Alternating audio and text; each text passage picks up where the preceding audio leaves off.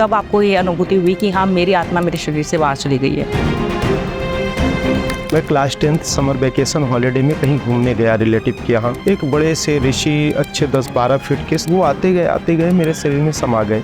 तो जैसे मैं 3 बार ओम बोलूँ तो मेरा शरीर धड़ाम से जमीन में गिर जाता था और शरीर से मेरा सोल निकाले वो अपने साथ ले और फिर लेके देवलोक चले जाते थे। कैसा होता है देवलोक? देवलोक की मैं कई लेयर में जाता हूँ, राम लोक भी जाता हूँ, विष्णु लोक भी जाते हैं, इंद्र लोक के बगल से गुजरते हैं तो शिव लोक भी जाते हैं, दुर्गा लोक भी जाते हैं, इसके ऊपर के भी जाते हैं। तो वहाँ जब मैंने देखा तो वहाँ मुझे मिली, एक तो मुझे पहचान ली, बोले आप मृत्यु लोक से? मैं कहा हाँ आया हूँ घूमने, बताओ। बोले मैं भी मृत्यु लोक में थी। तो फिर पता चला कि वो सबरी माता थी। पांडव, द्रौपदी, तो इनसे क्या आपने बात करने कभी किया ट्राई? अर्जुन जिस अभिमन्यु चक्र में फंसा उस अभिमन्यु चक्र का उस विद्या को भी पूछा, वो विद्या भी मुझे पता है। क्या आप एस्ट्रल ट्रैवल के थ्रू सूर्यलोक जा सकते हैं? आज से 6 दिन पहले ही मैं गया था सूर्यलोक में। कभी मैं जैसे राम लोक जाता हूँ तो जरूर नहीं कि राम भगवान डेली आसन में बैठे मिले, कभी मिल भी गए, कभी नहीं मिले, कभी ब्रह्मलोक में मिल गए। जैसे आपने देवलोक में आपने देवी देवता देखे हैं, बात की आपने कभी उनसे? बात भी करता हूँ मैं, खाना भी खाया उनके। और जैसे मैं एलियंस की दुनिया में कई बार गया, पर वो इतने ताकतवर हैं कि वो सोल एनर्जी को भी भांप लेते हैं कि कोई आया। तो मृत्यु लोक में आपने कृष्ण जी को कहाँ देखा? तो मेरे सर के पास आके कोई बैठे, करवट लिए तो देखा तो उनका बैक पोर्शन पूरा। ब्लैक होल्स कैसे होते हैं और क्या होता है ये? हमारे ये पृथ्वी ग्रह भी किसी ब्लैक होल का आखिरी सिरा है। कण कण में भगवान है, तो कण कण में भगवान नहीं है, ये सब कहने की बात है। जय माता दी। क्या आपने कभी सोचा है कि देवलोक की यात्रा पॉसिबल है? क्या कोई ऐसा ब्रह्मांड है जहाँ पर हमारे जैसे इंसान भी रहते हैं? हाँ, मैंने भी कभी नहीं सुना था, लेकिन जब ये गेस्ट हमारे जो है अभी आए हुए हैं, इन्होंने जब अपनी प्रोफाइल भेजी तो मैं भी पूरी प्रोफाइल देखकर शॉक हो गई थी कि इन्होंने देवलोक की यात्रा की हुई है। श्री राम, माँ दुर्गा, शिव जी, इन सब से बातचीत की हुई है, सबके साथ समय व्यतीत किया हुआ है। इस पॉडकास्ट में आपको डिटेल में जानने को मिलेगा कि ये भी पॉसिबल है, इसकी एक साधना होती है और आप भी देवलोक की यात्रा कर सकते हैं। तो स्टार्ट करते हैं ये पॉडकास्ट हरिओम महाराज जी के साथ। जय माता दी।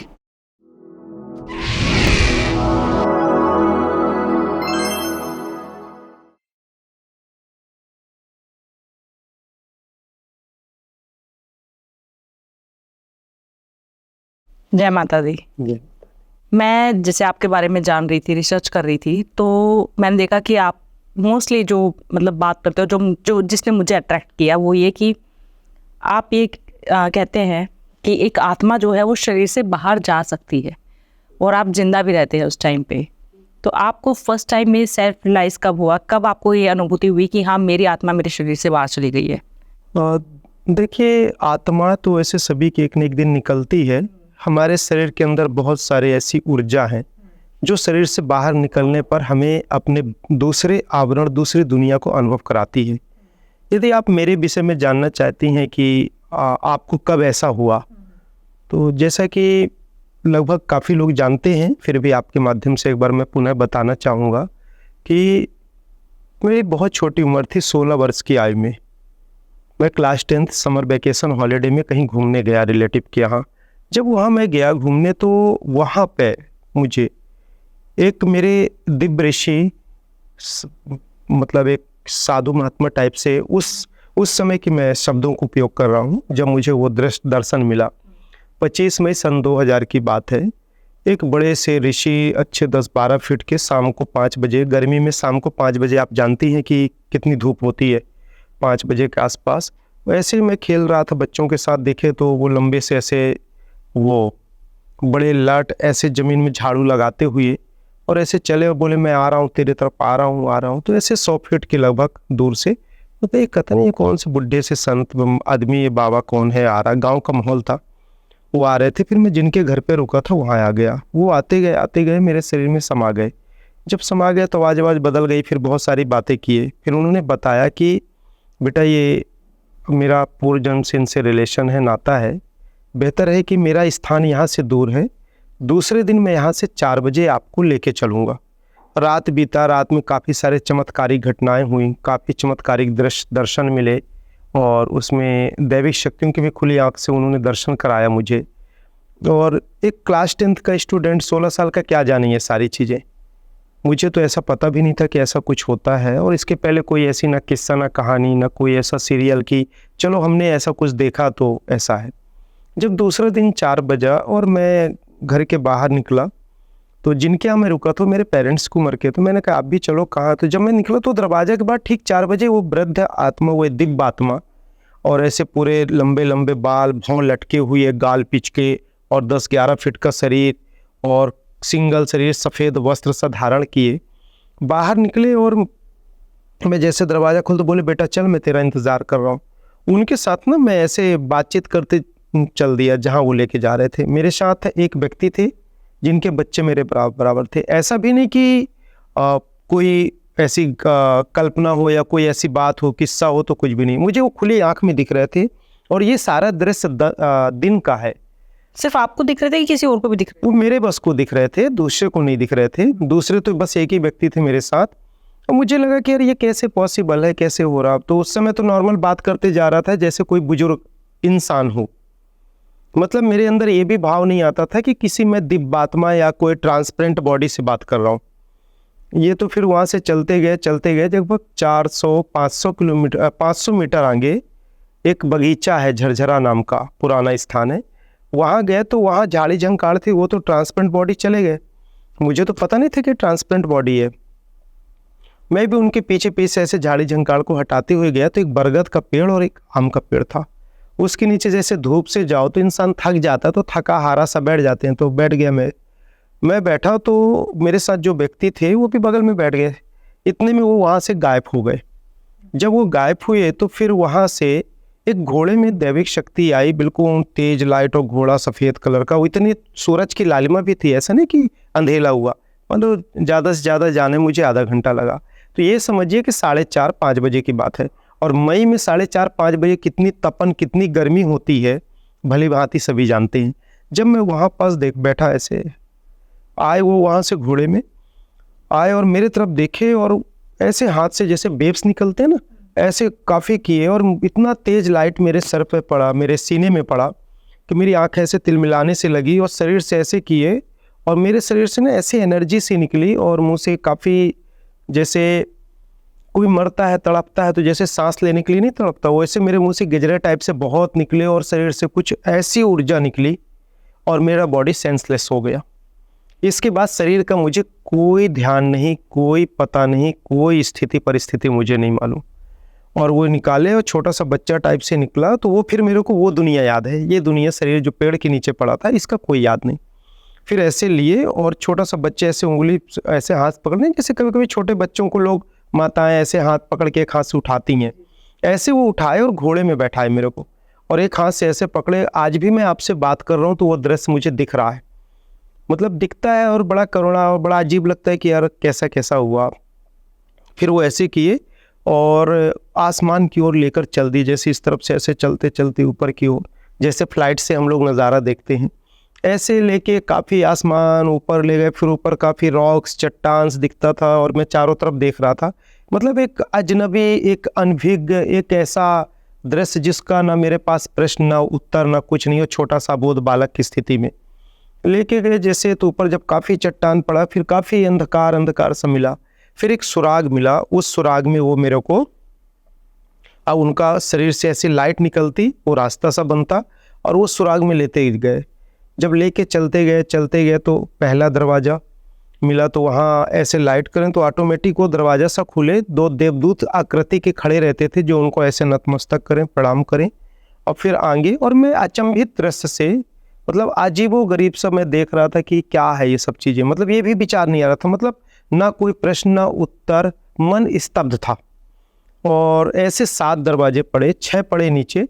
फिर वहाँ पास एक लेयर था, तो मेरे को ऐसे खड़ा किए, घोड़ा वहाँ ऐसे खड़ा हुआ, ट्रांसपेरेंट था, प्रकाश रूपी घोड़ा, और ऐसे खड़ा किए और बोलते हैं बेटा ओम बोल।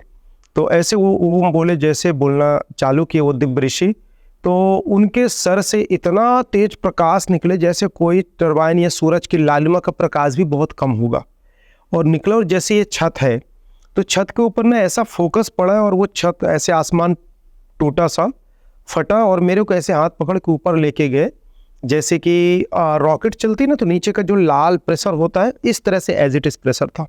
और लेके ऊपर गए तो वहाँ एक साइड में शिवलिंग था, बहुत लाल नीले प्रकाश का, तेज प्रकाश, ऊर्जा।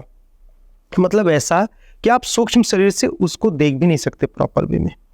मेरे को कहते बेटा प्रणाम कर। मैं ऐसे प्रणाम किया तो काफ़ी सारा ऐसा प्रकाश बना कि मेरा जो देह था छोटा सा बालक रूप में काफ़ी प्रकाश में परिवर्तित हुआ। उसी से बगल में दुर्गा माँ की आकृति एक लावे की तरह ट्रांसपेरेंट, जैसे अपन फोटो में तस्वीर में देखते इस प्रकार से तो नहीं था, बट एक ऊर्जा से बना हुआ, एक ऊर्जा प्रकाश, एक ऐसा तरंग और पूरी आकृति लावा जिसको मैं प्रॉपर वे में एक्सप्लेन ही नहीं कर सकता। और बोलते हैं प्रणाम कर। मैंने ऐसे माथा रख के प्रणाम किया तो इतना तेज पूरा, मतलब एक समझिए कि चरण से लेके सर तक पूरा सिर्फ अंगार से करोड़ों अरबों गुना तेज और पूरा हूबहू जैसे हम यहाँ अपनी तस्वीर में आकृति में दुर्गा माँ को देखते हैं, इसी आकृति में शेर वगैरह तो नहीं थे बट दुर्गा माँ की आकृति। और फिर प्रणाम किया। कुछ टेलीपैथी वर्ड थे तो उन्होंने कहा कि बेटा तू आ गया, आज के बाद तू जब चाहेगा यहाँ आ सकता है। और भी कुछ गोपनीय विद्या या कुछ शक्तियाँ ऐसा कुछ उन्होंने प्रदान किया जो मैं साझा नहीं करना चाहता। फिर उसके बाद उन्होंने प्रणाम किए, कुछ ब्लेसिंग दी और कुछ देर वहाँ तक रुके।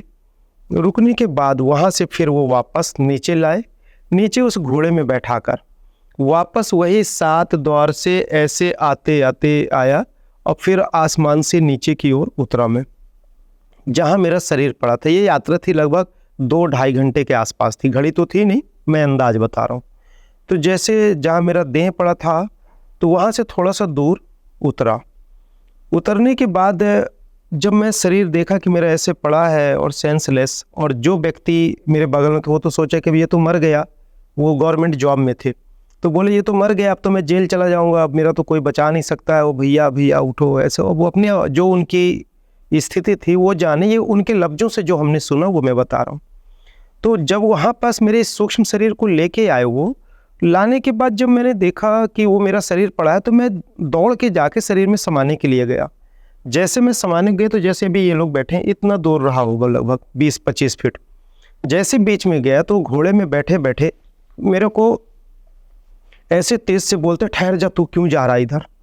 मैं कहा क्यों, कुछ भी क्वेश्चन आंसर, ऐसा अजीब दुनिया। कई बार ऐसा होता ना जीवन में कि जहाँ कोई प्रश्न नहीं होता मन स्तब्ध हो जाता है, विचार स्तब्ध हो जाते हैं हमारे। तो मैं खड़ा रहा तो बोले क्यों जा रहा उसमें, तो कुछ नहीं बोला मैं और खड़ा रहा। तो फिर बोलते कि देख मेरी बात सुन, वो शरीर है और ये आत्मा है। जब उस शरीर में ये आत्मा प्रवेश करती है तो दृष्टि से जो हम समाज को दुनिया को देखते हैं उसी की ओर भागते हैं और प्राप्त करते हैं। और इस शरीर के अंदर जो इतनी बड़ी ये ऊर्जा, ये शक्ति जो परमात्मा ईश्वर ने जो दिया है, इसको भूल जाते हैं और हम उसे प्राप्त करने की कोशिश में निरंतर चलते जाते हैं, चलते जाते हैं, चलते जाते हैं। ऐसे करके बोले, कुछ आत्मबोध के विषय में उन्होंने बताया। तो मैं वहाँ से लौटा और वापस आया, जो घोड़े में ही बैठे थे, तो मेरा हाथ उनके सिर्फ चरण तक जा पा रहे थे, क्योंकि 3-4 वर्ष की उम्र की आकृति के छोटा सा बालक। तो मैं ऐसे हाथ करके उनके चरण को पकड़ा। मेरे को आज भी याद है, इस तरफ का पैर था उनका, बाएं तरफ का। और मैं कहा हाँ अब मैं नहीं जाऊँगा। तो बोले नहीं तू जा, वहाँ खड़े हो। और फिर उन्होंने खड़ा किया, फिर काफ़ी बोध दिया। तो उसके बाद मेरा शरीर में प्रवेश करने का मन ही नहीं कर रहा था। फिर बोले नहीं देख, दुनिया में बहुत कुछ करना है और तेरे को जाना चाहिए। तो जब उन्होंने ऐसा कहा तो ज़बरदस्ती ऐसे बहुत सारा प्रकाश शक्तियाँ, और बोले बहुत सारे कमिटमेंट भी किया उन्होंने कि मैं तेरे साथ हूँ, कहीं भी कोई मुसीबत होगी मैं साथ दूंगा, मदद करूँगा, और आत्मबोध का ज्ञान और ये सारी चीज़ें जो क्रियाएं मैं सब कुछ करवाऊँगा। फिर उन्होंने ऐसे फोकस किया और मेरे को ज़बरदस्ती शरीर में प्रवेश करा दिए। जब उन्होंने प्रवेश कराया तो किसी तरह से जब मैं प्रवेश किया तो शरीर से काफ़ी गिजरा टाइप से निकलना, तड़फना, जैसे प्राण निकलते हैं, आत्मा निकलती है। फिर धीरे धीरे मेरी सांसें लौटी। फिर मेरे सांस धीरे धीरे आधा घंटे में नॉर्मल आया। नॉर्मल रूटीन में आने के बाद जब मेरी आँख खुली तो मुझे ये दुनिया कुछ नहीं दिख रही थी। मुझे तो खोलूँ आँख तो मेरे को ही दिखे कि मैं आसमान में जा रहा हूँ, ऊपर से देवलोक है, वो कहीं वो लावा सा है, दुर्गा माँ है, शिव जी हैं, और इस तरह से वो सुरंग है, दोनों तरफ गेट में देवदूत हैं, और ऊपर का लेयर है। मतलब यही सारी चीज़ें दिख रही थी। और मेरा मतलब एक, और आँखों से आंसू, और आँखों से आंसू, बड़ा कष्ट, बड़ा वेदना, और जीने की चाह ना हो, इस तरह की स्थिति। और बहुत सारी घटनाएं ऐसी हुई कि मैं क्या क्या इस विषय में बताऊं। तो आपको सब याद था जो भी मतलब उस टाइम पे हुआ, वो याद सब कुछ था? पूरा याद क्या, वो दिख रहा था मुझे। तो आपने ये नहीं सोचा कि वो जो घोड़े पे जो आए थे वो कौन थे? वो सोचने की कोशिश की आपने? देखिए क्या था कि मेरी उम्र 16 साल, क्लास 10th का एग्जाम दे के गया, अचानक कोई चीज हुए और कोई चीज प्राप्त हो गई तो मेरा तो उसी तरफ में मन बुद्धि इतना वो हो गई, ना कोई प्रश्न ना कोई क्वेश्चन। उस समय गांव में ना तो टीवी सीरियल होते थे, ना टीवी चैनल्स होते थे कि कुछ देखें या कहीं से कोई कल्पना परिकल्पना हो। और ये सारी घटना मेरे दिन की है, रात की हो। लोगों का आपने सुना होगा स्वप्न में भगवान दर्शन दिए, लोगों को स्वप्न में दर्शन मिला, विरक्ति आई और वो छोड़ के चले गए। लोगों को कहीं बोध हो, यहाँ तो खुली आंखों से इस दृष्टि से मैंने देखा जैसे आप और हम बैठे हैं, जैसे हम सब लोगों को देख रहे हैं। मुझे तो पहले यही ज्ञान नहीं होता रहा कि ये कोई देवात्मा एक इंसान है। मैं तो ये सोचता था कि ये कोई इंसान है। मतलब आश्चर्य की बात तो यहाँ, ये तो काफी दिन मुझे समझने में लग गया। आज मैं जो आपसे 25 वर्ष बाद उस टॉक शो को कर रहा हूँ, तो ये समझिए कि अब उन शब्दों को लाना पड़ता है, तो अब अनुभव वाले शब्द आ जाते हैं, ऐसी स्थिति होती है। उसके बाद जब मैं घर गया जहाँ रुका था, तो रुकने पे लगा कि ये तो ठीक है, वो गया था कहाँ गया। एक अच्छी चाय भी अंदर से पैदा हुई कि नहीं मुझे जाना चाहिए, क्या है आसमान कैसे गया। तो मैं कुछ नहीं देखा। दूसरा दिन आया तो एक खंडहर सा मकान था जिनके यहाँ मैं रुका था, उस मकान पे गया, अंदर से दरवाज़ा बंद किया और बंद करके मैं वहाँ खड़ा हुआ और मैं आँख बंद किया। मैं कहा वो बाबा जी आइए जो कल आए थे। मैं नहीं जानता, नाम तो मैं कुछ जानते ही नहीं था कौन है। तो मैं कहा बाबा जी आइए आप जो कल आए थे। तो वहाँ कैसे खड़े हो जाएं, वो अमिताभ बच्चन की भूतनाथ फिल्म की तरह। हाँ रियल बात है, बिल्कुल सच घटना, मेरी भी उम्र उतनी रही। तो वो खड़े हो गए, बोले हाँ बेटा बोल। तो मैं कहा वहीं लेके चलो वो जहाँ ऊपर आसमान लेके गए थे। तो बोले अच्छा चलेगा क्या? मैं कहा हाँ मैं चलना चाहता हूँ। तो बोले चल खड़ा हो, खड़ा होके हाथ जोड़ और ओम बोल। तो मैं ऐसे हाथ जोड़ के ओम बोलता था, बोले ओ बोला करें ओम ओम, और एक बार और ओम बुलाते थे। तो जैसे मैं 3 बार ओम बोलूँ तो मेरा शरीर धड़ाम से जमीन में गिर जाता था, कभी कोई चोट वोट नहीं आई। और शरीर से मेरा सोल निकाले वो अपने साथ ले और फिर लेके देवलोक चले जाते थे। ऐसे चंद्रमा सूरज ग्रह व्रह घूमते दुनिया देखते हुए सीधे देवलोक पहुंचता था। दुर्गा माँ के शिव जी के दर्शन करूँ, वहाँ कुछ देर रुकूँ, फिर वहाँ से मैं वापस आ जाता। क्या आप भी अपनी पास्ट लाइफ जानना चाहते हैं? क्या आप भी जानना चाहते हैं कि क्या कर्म करके आए थे जिसकी वजह से ऐसी जिंदगी मिली है, अच्छी या बुरी? क्या आप भी अपने फ्यूचर को जानना चाहते हैं? आपकी लाइफ में जो भी प्रॉब्लम चल रही है, बहुत टाइम से किसी कंपेटिटिव एग्जाम की मेहनत कर रहे हैं बट उसमें सक्सेस नहीं मिल रही है, उसमें आपको जो अचीव करना चाहते हैं वो नहीं मिल रहे हैं। कोई बिजनेस आपने खोला था लेकिन वो बिजनेस वैसे का वैसा ठप हो गया है, शादी नहीं चल रही है, सोलमेट कौन है, कभी आया भी था लाइफ में या आना है? इन सारे सवालों के जवाब आपको आकाशिक रीडिंग में मिलेंगे। यस, मैं बात कर रही हूँ आकाशिक रीडिंग की। आकाशिक रीडिंग में बेसिकली होता क्या है? आकाशिक रीडिंग में आपकी सोल की जर्नी का पता चलता है, आपकी आत्मा क्या कर्म करके आई थी जिसके बेसिस पे आपका फ्यूचर पता चलता है कि आपको क्या करना चाहिए, कौन सा बिजनेस आपके लिए सबसे बेस्ट है, कौन से बिजनेस में आपको तरक्की मिलेगी, आपका सोलमेट कौन है, कैसे पहचाने उसे, वो कैसा दिखता होगा। तो जब भी वो आपकी लाइफ में आए उसे जाने नहीं देना है, उसी से शादी करिए। किसी गलत इंसान से शादी करके जिंदगी भर मत पछताइएगा। अगर आप अपने किसी लव्ड वन से जो इस दुनिया में नहीं है, आप जानना चाहते हैं कि उनकी डेथ क्यों हुई, क्या उनकी कोई इच्छा थी, वो मुक्त हैं भी या नहीं भी, इन सारे सवालों का जवाब आपको सिर्फ और सिर्फ मेरे पास मिल सकता है। बहुत वास्ट एक्सपीरियंस के साथ मैं बात कर रही हूँ डॉक्टर ममता, जिसने आकाशिक रीडिंग को एक नई पहचान दी है, हर एक इंसान तक पहुंचाया है। तो अगर आपको भी अपना अपॉइंटमेंट चाहिए, आपको भी बुकिंग करनी है, तो आपको नीचे वेबसाइट दिख रही होगी, नंबर्स दिख रहे होंगे, आप कॉल कर सकते हैं, अपनी प्रॉब्लम बता सकते हैं। इसमें बच्चों की भी रीडिंग हो सकती है, बच्चों की भी रीडिंग की जाती है। अगर आपका बच्चे को कोई प्रॉब्लम है, ऑटिज्म से सर्वाइव कर रहा है या क्यों है ऐसा वो बच्चा, क्या किस्मत की आपने क्या ऐसे दान पुण्य किए थे जिसकी वजह से आप इतने सौभाग्यवती हैं, जो भी आपके सवाल हैं वो उन सब सवालों के जवाब आपको आकाशिक रीडिंग में मिलेंगे। जय माता दी। कैसा होता है देवलोक? बहुत अद्भुत, बहुत अलौकिक। मेरा तो मानना है कि हर मनुष्य जिस प्रकार से दुनिया का विला बंगला, रोल्स रॉयस, बहुत महंगी गाड़ी, चार्टर प्लेन, बहुत सारे गोल्ड प्लेटिनम डायमंड को यदि प्राप्त करके बहुत अच्छा अनुभव करता है, एक बार उसको अनुभव कर लेगा तो ये दुनिया सब फीकी हो जाएगी उसकी। वो आनंद, वो ऊर्जा, वो दृश्य कि जिसको शब्दों से व्यक्त नहीं किया जा सकता। और मेरा मानना है कि हर इंसान जा सकता है। कैसे? इस प्रकार से जा सकता है कि जैसे आप हैं, मैं हूँ, सब हैं। मैं एक साधारण प्राणी हूँ, साधारण बालक हूँ। कोई ऐसा मेरे में ऐसा कोई विशेष गुण नहीं है कि मैं इस पृथ्वी ग्रह से अलग हूँ। तो जब मुझे 16 वर्ष की उम्र में परमात्मा चलते फिरते वह एनर्जी मुझे दे सकते हैं, ऊर्जा, और मुझे लेके जा सकते, हर इंसान जा सकता है यदि उस मार्ग में प्रॉपर चले तो। क्या है देवलोक जाने का मार्ग? देवलोक जाने का मार्ग तो आत्म ऊर्जा, आत्म साक्षात्कार ही है। कैसे, मतलब कैसे करना चाहिए? मानिए अगर जैसे हाँ, मुझे जाना है, यदि आत्म साक्षात्कार आप कर लेते हैं, अपने आप को सेल्फ रियलाइजेशन कर लेते हैं, मैं शरीर नहीं मैं आत्मा हूँ, और यदि इस आत्म तत्व आत्म ऊर्जा को आप जागृत कर लिए, तो आप शरीर से खुद निकलो, देखोगे ये शरीर अलग है, मैं अलग हूँ। मैंने इस बॉडी को यूज़ किया, जस्ट लाइक जैसे ये मकान है, ये मकान को आप यूज़ कर रहे हो, आप मकान को क्या कहती हैं कि मेरा घर है, मेरा बिला है, मेरा बंगला है, ये कहती ना। आपके पैर में चोट लगती है तो आप क्या कहते हैं? अभी आप यहाँ से स्टेयर चढ़ के जाएँ और आपके पैर में लग जाए, मतलब लगे ना, पर खुदा ना खास्ता जैसे किसी को नॉर्मल रूटीन में चोट आ जाती, तो आप क्या कहेंगे? मेरे पैर में लग गया। कहाँ लगा? अरे मेरे दाएं पैर में लग गया। तो मेरे दाएं पैर में लग गया, ये क्या है? आप उससे भिन्न हुए ना, अलग हुए ना। तो परमात्मा हर पल हर क्षण बोध कराता है कि तू अलग है और ये तेरा देह अलग है, देह का उपयोग कर रहे हैं, पर हम हमेशा इसी में फंसते हैं और इसी को सब कुछ समझते हैं। जबकि हर पल हम सोचते हैं, जैसे खाना खाते खाते आप थोड़ा सा उदाहरण लो कि आपकी जीभ थोड़ा सा टंग कट गया दांत में, तो क्या कहते हो कि मेरी जीभ कट गई? ये नहीं कहते जीभ कट गई, मेरी जीभ कट गई। कब बोलते हैं? जब आप उससे अलग हो, तब ये सेंस निकल रहा है ना अंदर से। तो देखिए, बोध करने के लिए, आत्मबोध करने के लिए ज़्यादा थ्योरी, ज़्यादा प्रैक्टिकल और ज़्यादा लेंदी प्रोसेस में जाने की जरूरत नहीं है। इंसान कभी भी, कहीं भी, किसी भी पल, किसी भी क्षण उसको अनुभव कर सकता है, किसी भी क्षण परमात्मा को पा सकता है, किसी भी क्षण आत्म साक्षात्कार कर सकता है। आपने अष्टावक्र के विषय में सुने होंगे जी, है ना। तो राजा जनक को आत्मबोध कैसे कराया? कितना टाइम लगा उनको? घोड़े के एक चाबुक से दूसरे तरफ से उतरने में मुश्किल से 1 सेकंड लगता है, 1 सेकंड में उनको आत्मबोध करा दिए। यदि इंसान की पात्रता है, इंसान समर्पण है, इंसान के अंदर वह बोध करने की क्षमता है और उस तरह से समर्पित भाव में है, तो इंसान, हर मानव प्राणी आत्म साक्षात्कार करके देवलोक की यात्रा बिल्कुल कर सकता है। तो क्या वहाँ पे जैसे आप देवलोक गए तो वहाँ पर सिर्फ शिव और पार्वती जैसे माँ दुर्गा ही है या और भी देवी देवता हैं? हाँ, आपने बहुत अच्छा प्रश्न किया।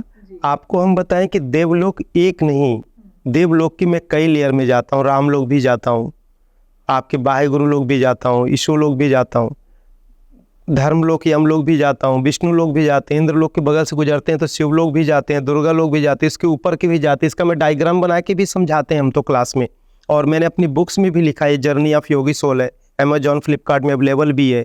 सेल्फ रियलाइजेशन की भी मेरी बुक अवेलेबल है जिसमें 50,000 वर्ष की हिस्ट्री है। तो कई लोग हैं, कई लेयर है। आप एक छोटा सा पृथ्वी ग्रह ले लीजिए जिसमें 72% 74% पानी है, तो इतनी बड़ी दुनिया, उसमें अमेजॉन जंगल और कितना जंगल, कितना वो है, तब ये इतना बड़ा है कि आप और हम अपने गांव, मोहल्ले और शहर को पूरा नहीं घूम पाते। तो शिवलोक और दुर्गा लोक वैसे अलग अलग है? देखिए, हाँ, शिवलोक और दुर्गा लोक अलग हैं, पर जिस लोक की मैं बात कर रहा हूँ उस लोक में शिव और शक्ति, कहना है कि शिव भी शक्ति के बिना 100 के समान है। तो शिव जो है, जो शिवलिंग की जो आकृति, प्रकाश, ऊर्जा है, वह दुर्गा लोक में भी है, और शिवलोक दुर्गा लोक से नीचे है, नीचे साइड में पड़ता है। तो दुर्गा लोक को आप बताएंगे, क्योंकि मैं तो माँ दुर्गा की भक्त हूँ, तो मुझे वो जानना है कि दुर्गा लोक कैसा है। जैसे 10 महाविद्या है, ये सब कैसे, मतलब वहाँ पे देवी सब अलग है कि एक ही रूप है, ये कैसे दिखता है? आप देखिए, उसमें दुर्गा लोक के विषय में यदि जानना चाहेंगे तो दुर्गा लोक में दुर्गा माँ है, 9 देवियों की आकृति आपको अलग मिलेगी, और वहीं पास एक सुरंग सा मिलेगा लट्टूकार का। जिस लट्टूकार में यदि आप स्टार्टिंग पे से जाएंगे तो काली माँ की आकृति में एक प्रकाश रूपी ऊर्जा मिलेगा। उस माँ से यदि गुजरते हैं, दर्शन करते, तो फिर उस प्रकाश में गुजरेंगे तो ऊपर जाएंगे, तो ऊपर जाने पर आपको ओंकार, एक निराकार प्रकाश पुंज में मिलेगा, जहाँ से दुर्गा माँ का प्रतिबिंब चलता है। उसके ऊपर जाएंगे तो वही प्रकाश समाहित होता, तो एक पॉइंट, निडल पॉइंट के बराबर एक प्रकाश, बिंदु प्रकाश, जहाँ से ये प्रस्फुटित होती है पूरी ऊर्जा, और दुर्गा माँ का प्रत्यक्ष हुआ। फिर उसके बाद कई ऐसे प्रकाश रूपी ऊर्जा से बने हुए कक्ष हैं जहाँ अलग अलग प्रकार की ऊर्जा, शक्ति है, कुछ दिव्यात्माएँ भी हैं, बहुत सारी चीज़ें हैं। मतलब जितना भी एक्सप्लेन करें तो कम है। तो क्या माँ दुर्गा और माँ काली अलग अलग हैं? ऊपर हाँ, अलग अलग है, खंडन बिल्कुल अलग है।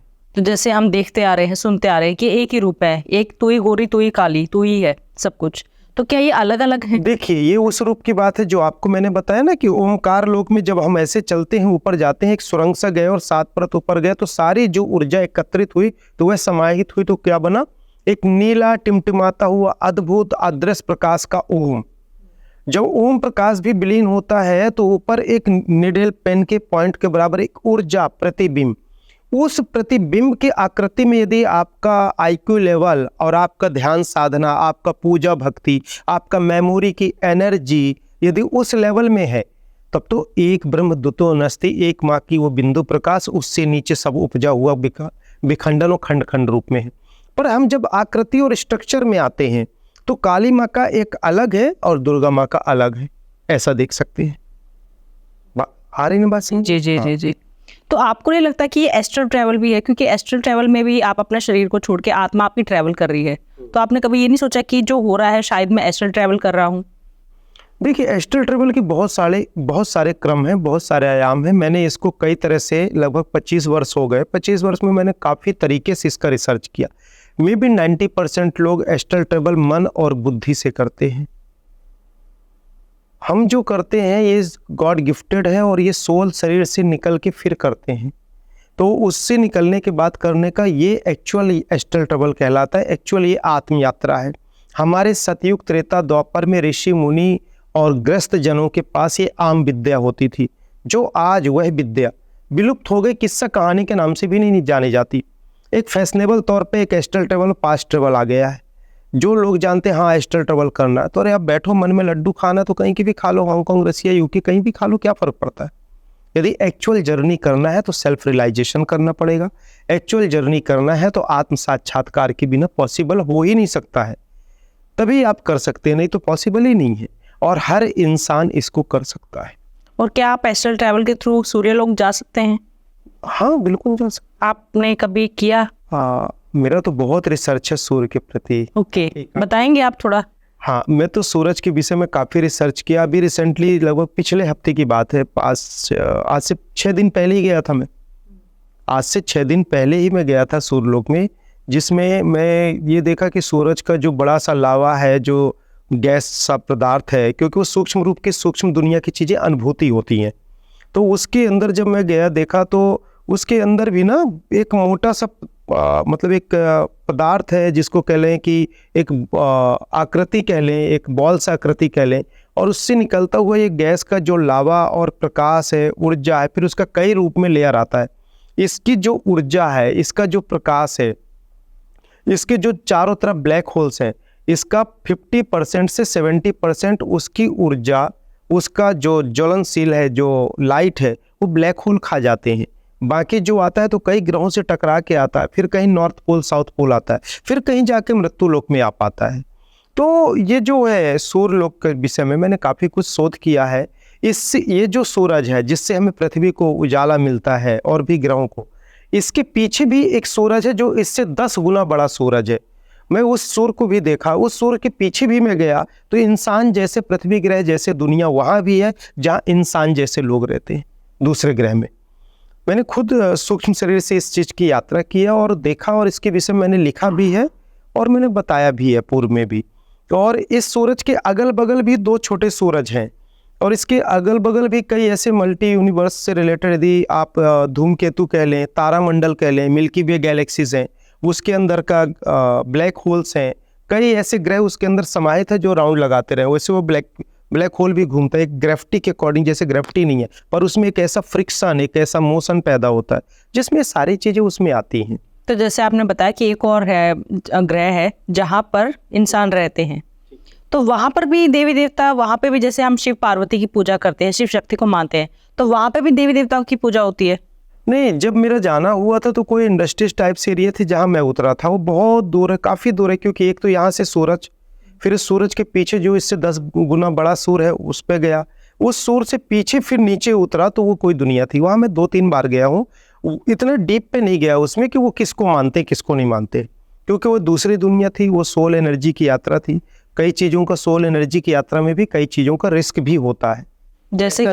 जैसे कि हम सोल एनर्जी से कहीं जाते हैं, जैसे मैं एलियंस की दुनिया में कई बार गया, पर वो इतने ताकतवर हैं कि वो सोल एनर्जी को भी भांप लेते हैं कि कोई आया है। तो वही तो, आपको कभी डर नहीं लगा कि अगर मान लीजिए वहाँ पे आपसे ज़्यादा पावरफुल लोग हुए या एलियंस हुए तो आपको आना अगर मुश्किल हो गया तो? कई बार ऐसी घटना घटी है हमारे साथ, कई बार ऐसी घटनाओं का सामना हमने किया है, कई बार सामना हुआ, एलियंस के पीछा किए, कई बार उनकी वो सोल एनर्जी, तो उसमें भी कई बार इसका फेस मैंने किया है। इसीलिए तो जो उस दुनिया में मैं गया तो वहाँ से फिर मैं जल्दी रिटर्न आया, क्योंकि वहाँ से यात्रा भी बहुत लंबी थी। वहाँ से कई अरबों खरबों माइल्स चलने के बाद वो पीछे बड़ा सूरज, अभी से सूरज की गति और आकृति सभी जानते हैं, 30 से 10 गुना कितना होगा। फिर उससे पीछे, फिर वहाँ से आना, फिर ग्रेविटी से बचना, फिर उसके बाद उसके ऊपर यहाँ आना, फिर यहाँ के अगल बगल के ब्लैक होल्स की एनर्जी जो खींचती है उसको भी देखना, बचना, फिर नीचे आना। तो बहुत लंबा यात्रा होता है। ऐसा कई बार हुआ है। तो उसके लिए कुछ क्रियाएं होती हैं। जब आप साधना करते हैं ना, जैसे आप शुरू में गाड़ी चलाते हैं तो पहले 10-20 की स्पीड में चलाते हैं, फिर आप हाईवे में 100 में चल देते हैं, फिर आपके पास इतना सारा प्रोटेक्शन आ जाता है कि आप अपना सेफ्टी कर सकते हैं। तो सेफ्टी की कुछ क्रियाएं होती हैं जिससे हम उसको सेफ्टी करते हैं, ऐसा कह सकते हैं। जब आप ये करते हैं, ट्रैवल करते हैं, तो किस टाइम पे करते हो आप? दिन में करते हो, रात को करते हो, और कितना टाइम लग जाता है? देखिए, एस्ट्रल ट्रैवल या समाधि क्रिया कह लें इसको अपने सनातन के अकॉर्डिंग, तो ये समाधि साधना है, ये समाधि क्रिया है। तो इस समाधि क्रिया में हम जब करते हैं तो कभी भी जब मन पाता तब कर लेते हैं। वैसे मैं 99% दिन में ही करता हूँ, 1% कभी कभार रात में करता हूँ, 1%। क्यों? क्योंकि दिन में मेरे को ठीक लगता है। रात में ना फिर शरीर से निकलो तो इतनी लाइट, इतना प्रकाश दिखता है ना कि फिर वो चकाचौंध खुद की प्रकाश ही खुद को दिखने लगता है। इसलिए दिन में थोड़ा सा ठीक लगता है। और टाइम कितना लगता है इसमें? वो टाइम निकलने के बाद उसका खुद के अकॉर्डिंग होता है। कभी 2 घंटे, कभी 4 घंटे, कभी 6 घंटे, कभी 10 घंटे भी हो सकता है, कभी 40 मिनट से लेके कितना भी मन। तो जब आपकी आत्मा निकल गई है शरीर से, तो कभी ऐसा नहीं हुआ कि आपके शरीर को देख के जो आपके घर वाले हैं या कोई ऐसा इंसान है वो डर गया हो, या यही सोच लिया हो कि इसको मृत घोषित कर देते हैं? देखिए, ये जो क्रिया है, यह क्रियाएं बहुत गोपनीय क्रियाएं हैं। जब मेरे ये पूर्व जन्म के दादा गुरु हैं, जिनके माध्यम से ये मुझे साधना मिली, क्रिया मिली, जो मैंने पूर्व में बताया, जिनसे आत्म साक्षात्कार हुआ, वह लखाखेरा ब्रह्मर्षि आश्रम, लखाखेरा धाम है जहाँ हमारा आश्रम है। ये मेरे 50,000 वर्ष पुराने दिव्यात्मा मेरे पूर्व जन्म के गुरु हैं। पूर्व जन्म में मैं इनके शिष्य था और अधूरी तपस्या में मेरी मृत्यु हो गई थी। तो उन्होंने वचन दिया था कि बेटा जब अगले जन्म में आएगा तो मैं ये सारी क्रियाएं तुझे दूंगा और फिर मोक्ष के मार्ग पे साथ में चलेंगे, ऐसा उनका कथन था। वो साइकिल घूम के आया और गर्मी की छुट्टी में घूमने गया तो वो मिले और फिर ये चीज़ें मुझे प्राप्त हुई। जब हम इस तरह की स्थिति, तो उन्होंने शुरू में ही कहा था कि बेटा ये बहुत गोपनीय क्रिया है, ये कोई मार्केटिंग और कोई प्रचार का क्रियाएं नहीं है। ये हमारे सनातन धर्म में बड़े बड़े ऋषि मुनियों के पास सतयुग, त्रेता, द्वापर में सबके पास ऐसी क्रियाएं होती थी। आप महाभारत में देखिए, आप रामायण काल में देखिए, आपको ये क्रियाएं नॉर्मल वे में मिलेगी। प्रभु श्री राम को उनके गुरुजी उनको सिखा रहे हैं वन में। आप श्री कृष्ण जी के युग में देखिए, बड़े ऋषि मुनियों के युग में देखिए, ब्रह्म ऋषि सप्तऋषियों के युग में देखिए, वेद उठा कर देखिए तो आपको ये मिलेगा। परंतु आज लोगों के लफ्ज में भी नहीं है। जैसे पर काया प्रवेश, प्राण विखंडन, ब्रह्मांड की सैर, देवलोक का दर्शन, अंतर यात्रा, सूक्ष्म जगत का दर्शन, ऐसे अद्भुत अलौकिक क्रियाओं को हम बहुत नॉर्मल ढंग से लोगों को करवाते हैं, अभ्यास करवाते हैं। प्राप्ति उनको ही होगा, यदि प्रॉपर टेक्निक से करेंगे तो 100% श्योर मिलेगा उनको। तो जब मुझे उन्होंने ये क्रियाएं दी तो बोले कि बेटा ये बड़ा गोपनीय क्रियाएं है, कभी इसको खेल नहीं करना, कभी इसको मार्केटिंग नहीं बनाना, कभी इसको वो नहीं करना, समाज के बीच में देना, जो उसकी पात्रता रखता है तो उनको देना, कोशिश करना है कि उनको मिले, अच्छा रहेगा। तो जब भी मैं ये क्रियाएं करता हूँ तो मैं अपना दरवाज़ा बंद करके अकेले में कमरे के अंदर करता हूँ, या मेरे आश्रम पे जो समाधि बनी है ज़मीन के नीचे, तो इस ज़मीन के नीचे जाके करते हैं। ऐसा नहीं है कि सबके सामने करें कि ये वो है, कोई रोड का चलने वाला कोई मैजिक है कि अपन स्टेज में आ जा रहे, मैं ये निकला, मैं ये गया, नहीं। ये गॉड गिफ्टेड क्रियाएं हैं। मृत्यु लोक में किसी में देहधारी से सीखा होता तो उसी तरह से प्रेजेंट करता, तो ऐसा था नहीं। और क्या ये एस्ट्रल ट्रैवल या जैसे आप बता रहे हैं, ये आपने कहा कि कोई भी कर सकता है अगर आपको प्रॉपर गाइड करने वाला कोई मिले, प्रॉपर टेक्निक मिले, तो इंसान के लिए क्रियाएं बनी है, भूत पिशाच के लिए तो बनी नहीं। तो क्या इसमें मेडिटेशन भी ज़रूरी है? देखिए, मेडिटेशन के बिना पॉसिबल ही नहीं है। जितनी भी शरीर के आंतरिक क्रिया है, जितना भी शरीर के अंदर की अंतर क्रिया है, अंतर काया की जितनी भी विज्ञान है, इनर साइंस है, इनर जर्नी है, स्पिरिचुअल साइंस है, ये सारी चीज़ें मेडिटेशन के माध्यम से पॉसिबल है। और दुनिया का कोई भी ऐसा इंसान नहीं है जो मेडिटेशन न करता हो। आपने जैसे कह रहे कोई भी नहीं है ऐसा? ना, कोई भी नहीं, एक इंसान नहीं। यदि वो इंसान जिंदा है तो मेडिटेशन करता। कैसे? आपके हिसाब से मेडिटेशन क्या है और सारी दुनिया कैसे कर रही है मेडिटेशन? मेडिटेशन एक ध्यान है और ध्यान से काम करना ही एक मेडिटेशन है। छोटा बच्चा भी है ना, जब वो होता है तो उसकी माँ कहती है बेटा ध्यान से चलना, बेटा ध्यान से काम कर, अरे ध्यान से चलो नहीं तो गिर जाएगा। यदि घर पे आप खाना भी बनाते हो ना सब्जी, तो मम्मी क्या बोलेगी, कैसे आज सब्जी में टेस्ट नहीं है, ध्यान से नहीं बनाए हो क्या? बोलते हैं ना, लॉजिक बात है ना। अरे आप खाना खाते खाते जीभ कैसे कट गई, ध्यान से खा नहीं सकते क्या? पढ़ाई ध्यान से नहीं कर सकते क्या? गाड़ी ध्यान से नहीं चला रहे थे जो गाड़ी दूसरे के ऊपर आपने ठोक दी लेके? क्यों? तो ध्यान बिना है कहाँ? आप सांस लेते हैं ना, आप कहो कि मैं सांस नहीं लेता या नहीं लेती, लेते हैं ना, तो वो भी एक ध्यान है। जो एक्सहेल और इनहेल जो करते हैं ना, तो ये भी ध्यान है। आप सोचो कि आपका सांस निकल जा रही, मेरा ध्यान निकल गया था इसलिए मैं सांस नहीं ले पाई, याद नहीं आया था, ऐसा तो नहीं, रूटीन में है ना। तो रूटीन क्या है? ये एक्सहेल और इनहेल क्या है? ब्रीथिंग एनर्जी क्या है जिसके माध्यम से आप जीवित हैं, सजीव हैं, चल रहे हैं? ये ध्यान है। उनसे पूछने श्वास की वैल्यू क्या है, जो वेंटिलेटर में है और एक एक श्वास के लिए समझते, तो क्या कहेंगे उनको? डॉक्टर भी क्या कहता, बिल्कुल एकाग्र रहो, घबराओ नहीं, बिल्कुल ध्यान से रहो, बिल्कुल घबराहट नहीं करो, महसूस करो कि सांस ले रहे हो, ध्यान करो कि सांस ले रहे हो। मरने में भी ध्यान है, जीने में भी ध्यान है, और जब तक जिंदा हो तब तक हर इंसान ध्यान करता है। ये है कि उस ध्यान शब्द को या ध्यान के क्रम को वो जानता नहीं, उसको नॉर्मल रूटीन समझता है, और इस ध्यान को एक अलग से कोई यूनिक चीज समझता है। ऐसा नहीं है। ध्यान के बिना कोई इंसान सजीव हो ही नहीं सकता। आप ये पलके मार रहे हैं, कोई भी आंखें ऐसे पलक कर रहा, ब्लिंक कर रहा, क्या कर रहा? ध्यान ही से तो कर रहा। क्यों कह रहे मेरा ध्यान भूल गया था, और अभी ध्यान कहीं चला जाए तो अभी आंख में कुछ कचड़ा लग जाएगा।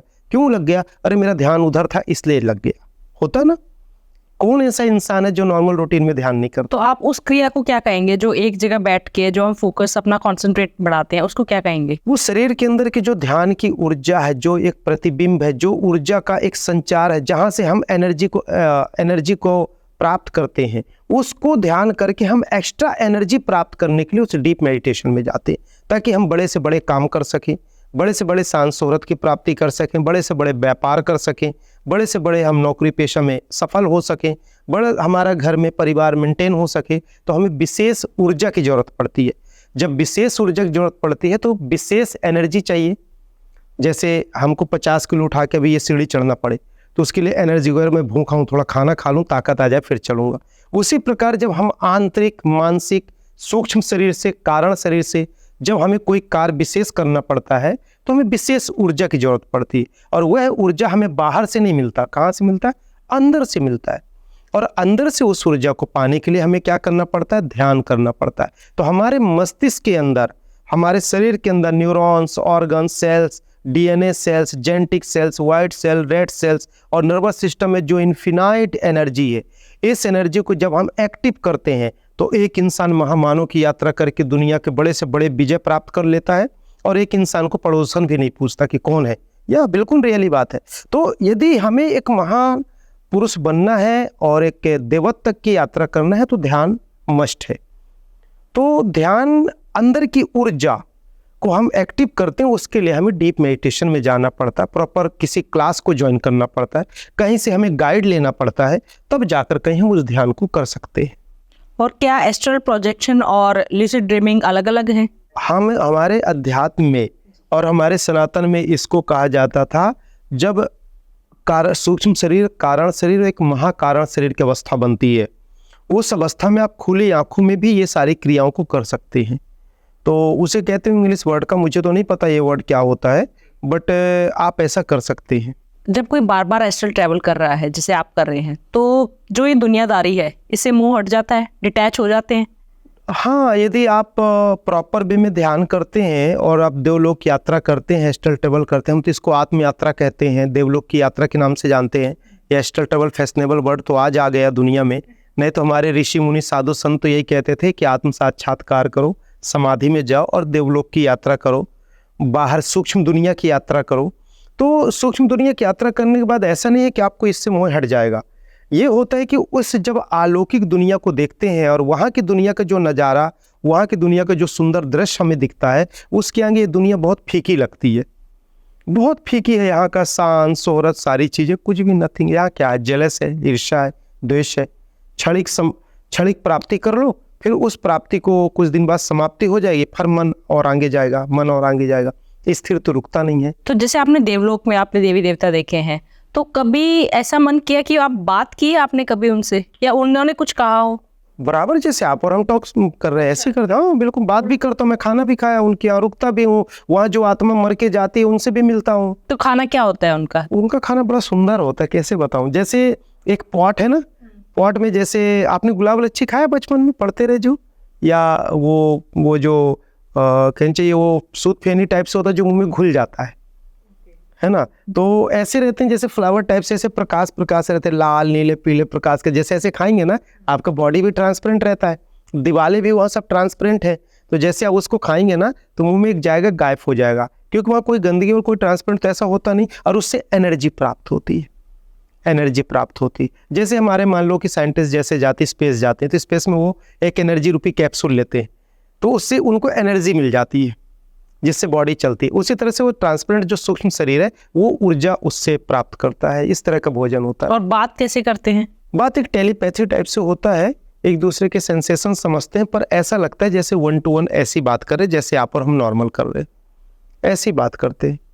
या जैसे आपने सीरियल देखा महाभारत या ये देखा, इस तरह से भी बात करते हैं, बराबर ऐसी बात। और याद रहता है जब आप वापस आते हैं? हाँ बिल्कुल याद रहता है, मैंने किताबें लिखी हैं।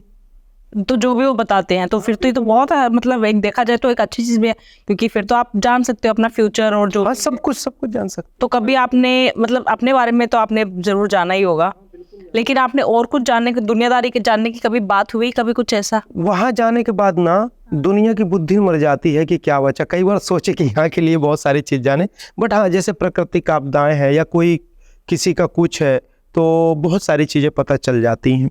जैसे किसी का काल मृत्यु घटना है या किसी का आने वाले कल में कोई परेशानी है तो बहुत सारी चीज़ें पता चल जाती हैं। मतलब जो यहाँ नहीं पता चलता वो चीज़ें आभास हो जाती है, अनुभव हो जाता है और पता चल जाता है। दूसरा इसमें ये भी होता है जब शरीर से निकल के जब हमने यात्रा करते ना ऊपर, तो वहाँ फिर आत्मा रूपी ऊर्जा के साथ जो मन चलता है, मन थोड़ा पीछे चलता है और सोल का डिसीजन खुद का होता है, पर सब कुछ जान सकते हैं आप। तो कभी आपने सोचा कि जैसे आप जा रहे हैं तो आने वाली अगर कोई जैसे देश पे कोई संकट आने वाला है या ऐसा कुछ आपने कभी जानने की कोशिश की, आपको बताया गया? बिल्कुल अनुभव होते हैं और पता चल जाता है, आने वाला संकट, आने वाला प्रलय जैसी चीज़ें पता चल जाती है, बाढ़ जैसी चीज़ें अनुभव हो जाता है। बहुत सारी घटनाएं ऐसी होती हैं, मैंने अपनी किताबों में लिखा भी है, और बहुत सारे मैसेजेस आ जाते हैं, ऐसा नहीं ऐसा होगा बेटा, इस चीज़ को होना देख लेना, बहुत सब कुछ है मेरे साथ घटना पर आधारित। अभी मैंने एक ब्रह्मांड पुराण के नाम से एस्ट्रल ट्रैवल का पूरा लिखा है, उसको मैंने अभी वो नहीं किया, वो 72 करोड़ वर्ष पुरानी हिस्ट्री है। बाकी मेरा गैलेक्सी, मल्टी यूनिवर्स, देवलोक की यात्रा, ये journey of yogi soul Hindi और इंग्लिश दोनों अवेलेबल है, और आउट ऑफ कंट्री में उसको लोग ले पसंद भी कर रहे हैं, तो उसमें सब कुछ लिखा हुआ है। तो क्या आप जैसे आप तो देवलोक जा रहे हैं, आप जैसे और भी लोग हैं इस धरती पर, कभी आपने ये देखने की कोशिश की? हाँ 2-3 मिले मेरे को। एक रामलोक में मेरी मुलाकात एक से हुई थी, तो मैं कहा यार कहाँ से हो, तो वहीं मेरी उनसे बात हुई, तो बोले मैं यहाँ से हूँ। मैं कहा ठीक है। तो मैं एक बार रामलोक गया, रामलोक से फिर ऐसे अब मैं और मेरे दादा गुरु, फिर वहाँ से हम ब्रह्मलोक से जा रहे थे दूसरे तरफ, फिर आया तो फिर वहाँ से देखा तो राम जी के चरण कमलदल में कोई कब से आ रहा है, ये कौन है। मैं पूछा, अब जैसे मान लीजिए आप मेरी छोटी बहन जैसे, अब मैं आपके पास आता हूँ, बैठता हूँ, तो कोई आएगा तो पूछो ना कि दीदी ये कौन आ गया है, कहाँ से आए। अच्छा ठीक है चलो।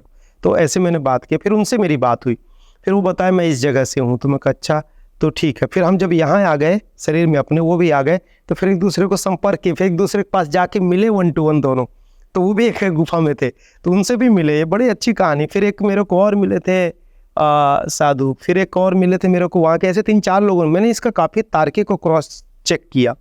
जब बहुत पूरी तरह से जब मैं संतुष्ट हो गया ना, तो फिर मेरा मन स्तब्ध हुआ। ऐसा नहीं कि मैंने एक अंधों के बाजार में चश्मा बेचने वाली दुनिया में गया और मैंने सब चीज़ एक्सेप्ट किया, मैंने एक्सेप्ट नहीं किया। एक बार नहीं 10 बार तार्किक तरीके से देखा, 10 बार तार्किक तरीके से क्वेश्चंस लिया, क्रॉस चेक किया, फिर जाके कहीं मैं इसमें वो हुआ। तो ये होता है। तो जैसे आप ब्लैक होल्स के बारे में बता रहे हो, ब्लैक होल्स कैसे होते हैं और क्या होता है ये? आप समुद्र में यात्रा की हैं? समुद्र में कभी बवंडर को आपने सुना है? जैसे है ना, भावर आते थे, उसमें बड़ी बड़ी जहाजें फंस जाए तो अंदर घुस जाती हैं, या कभी कभी तूफान चलता तो तूफान पूरा घूमता है, साइक्लोन आ जाता है।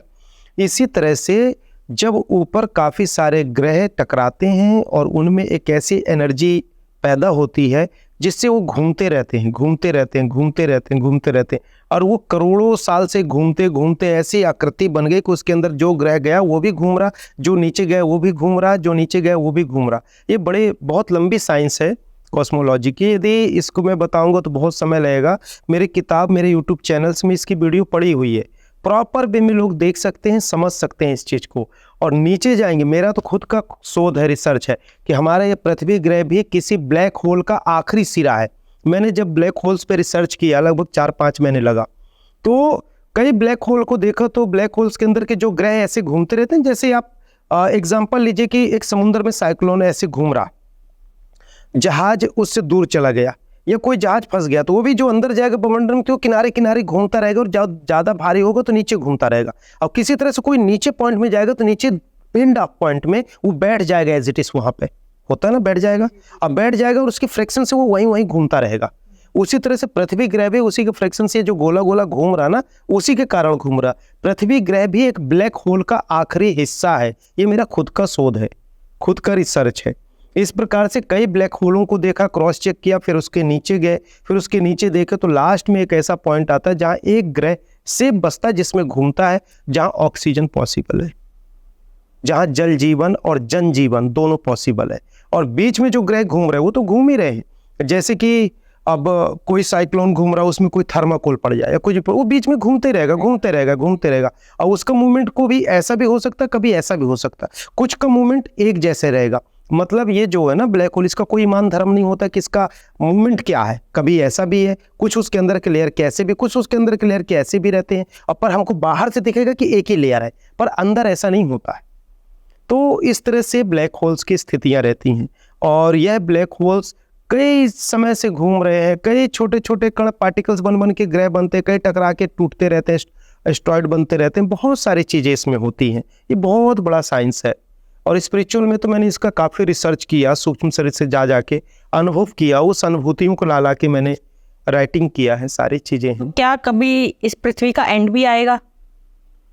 जैसे अभी बोल रहे हैं कि कलयुग है, प्रलय आएगी, खत्म हो जाएगा, इतने साल बचे हैं। देखिए, ऐसा मेरे अनुसार तो ऐसा कुछ नहीं होने वाला है कि कलयुग आएगा, ख़त्म हो जाएगा और ये सारी चीज़ हो जाएगी। नहीं है, जिस दिन ख़त्म होना होगा ना, कोई ऐसी विपत्ति आएगी, तो आज से 7 करोड़ वर्ष पहले डायनासोर के समय एस्ट्रॉयड गिरा तो पूरा चीज़ खत्म हो गया। अभी आ जाएगा तो अभी क्या कलयुग आ गया, तभी खत्म हो गया।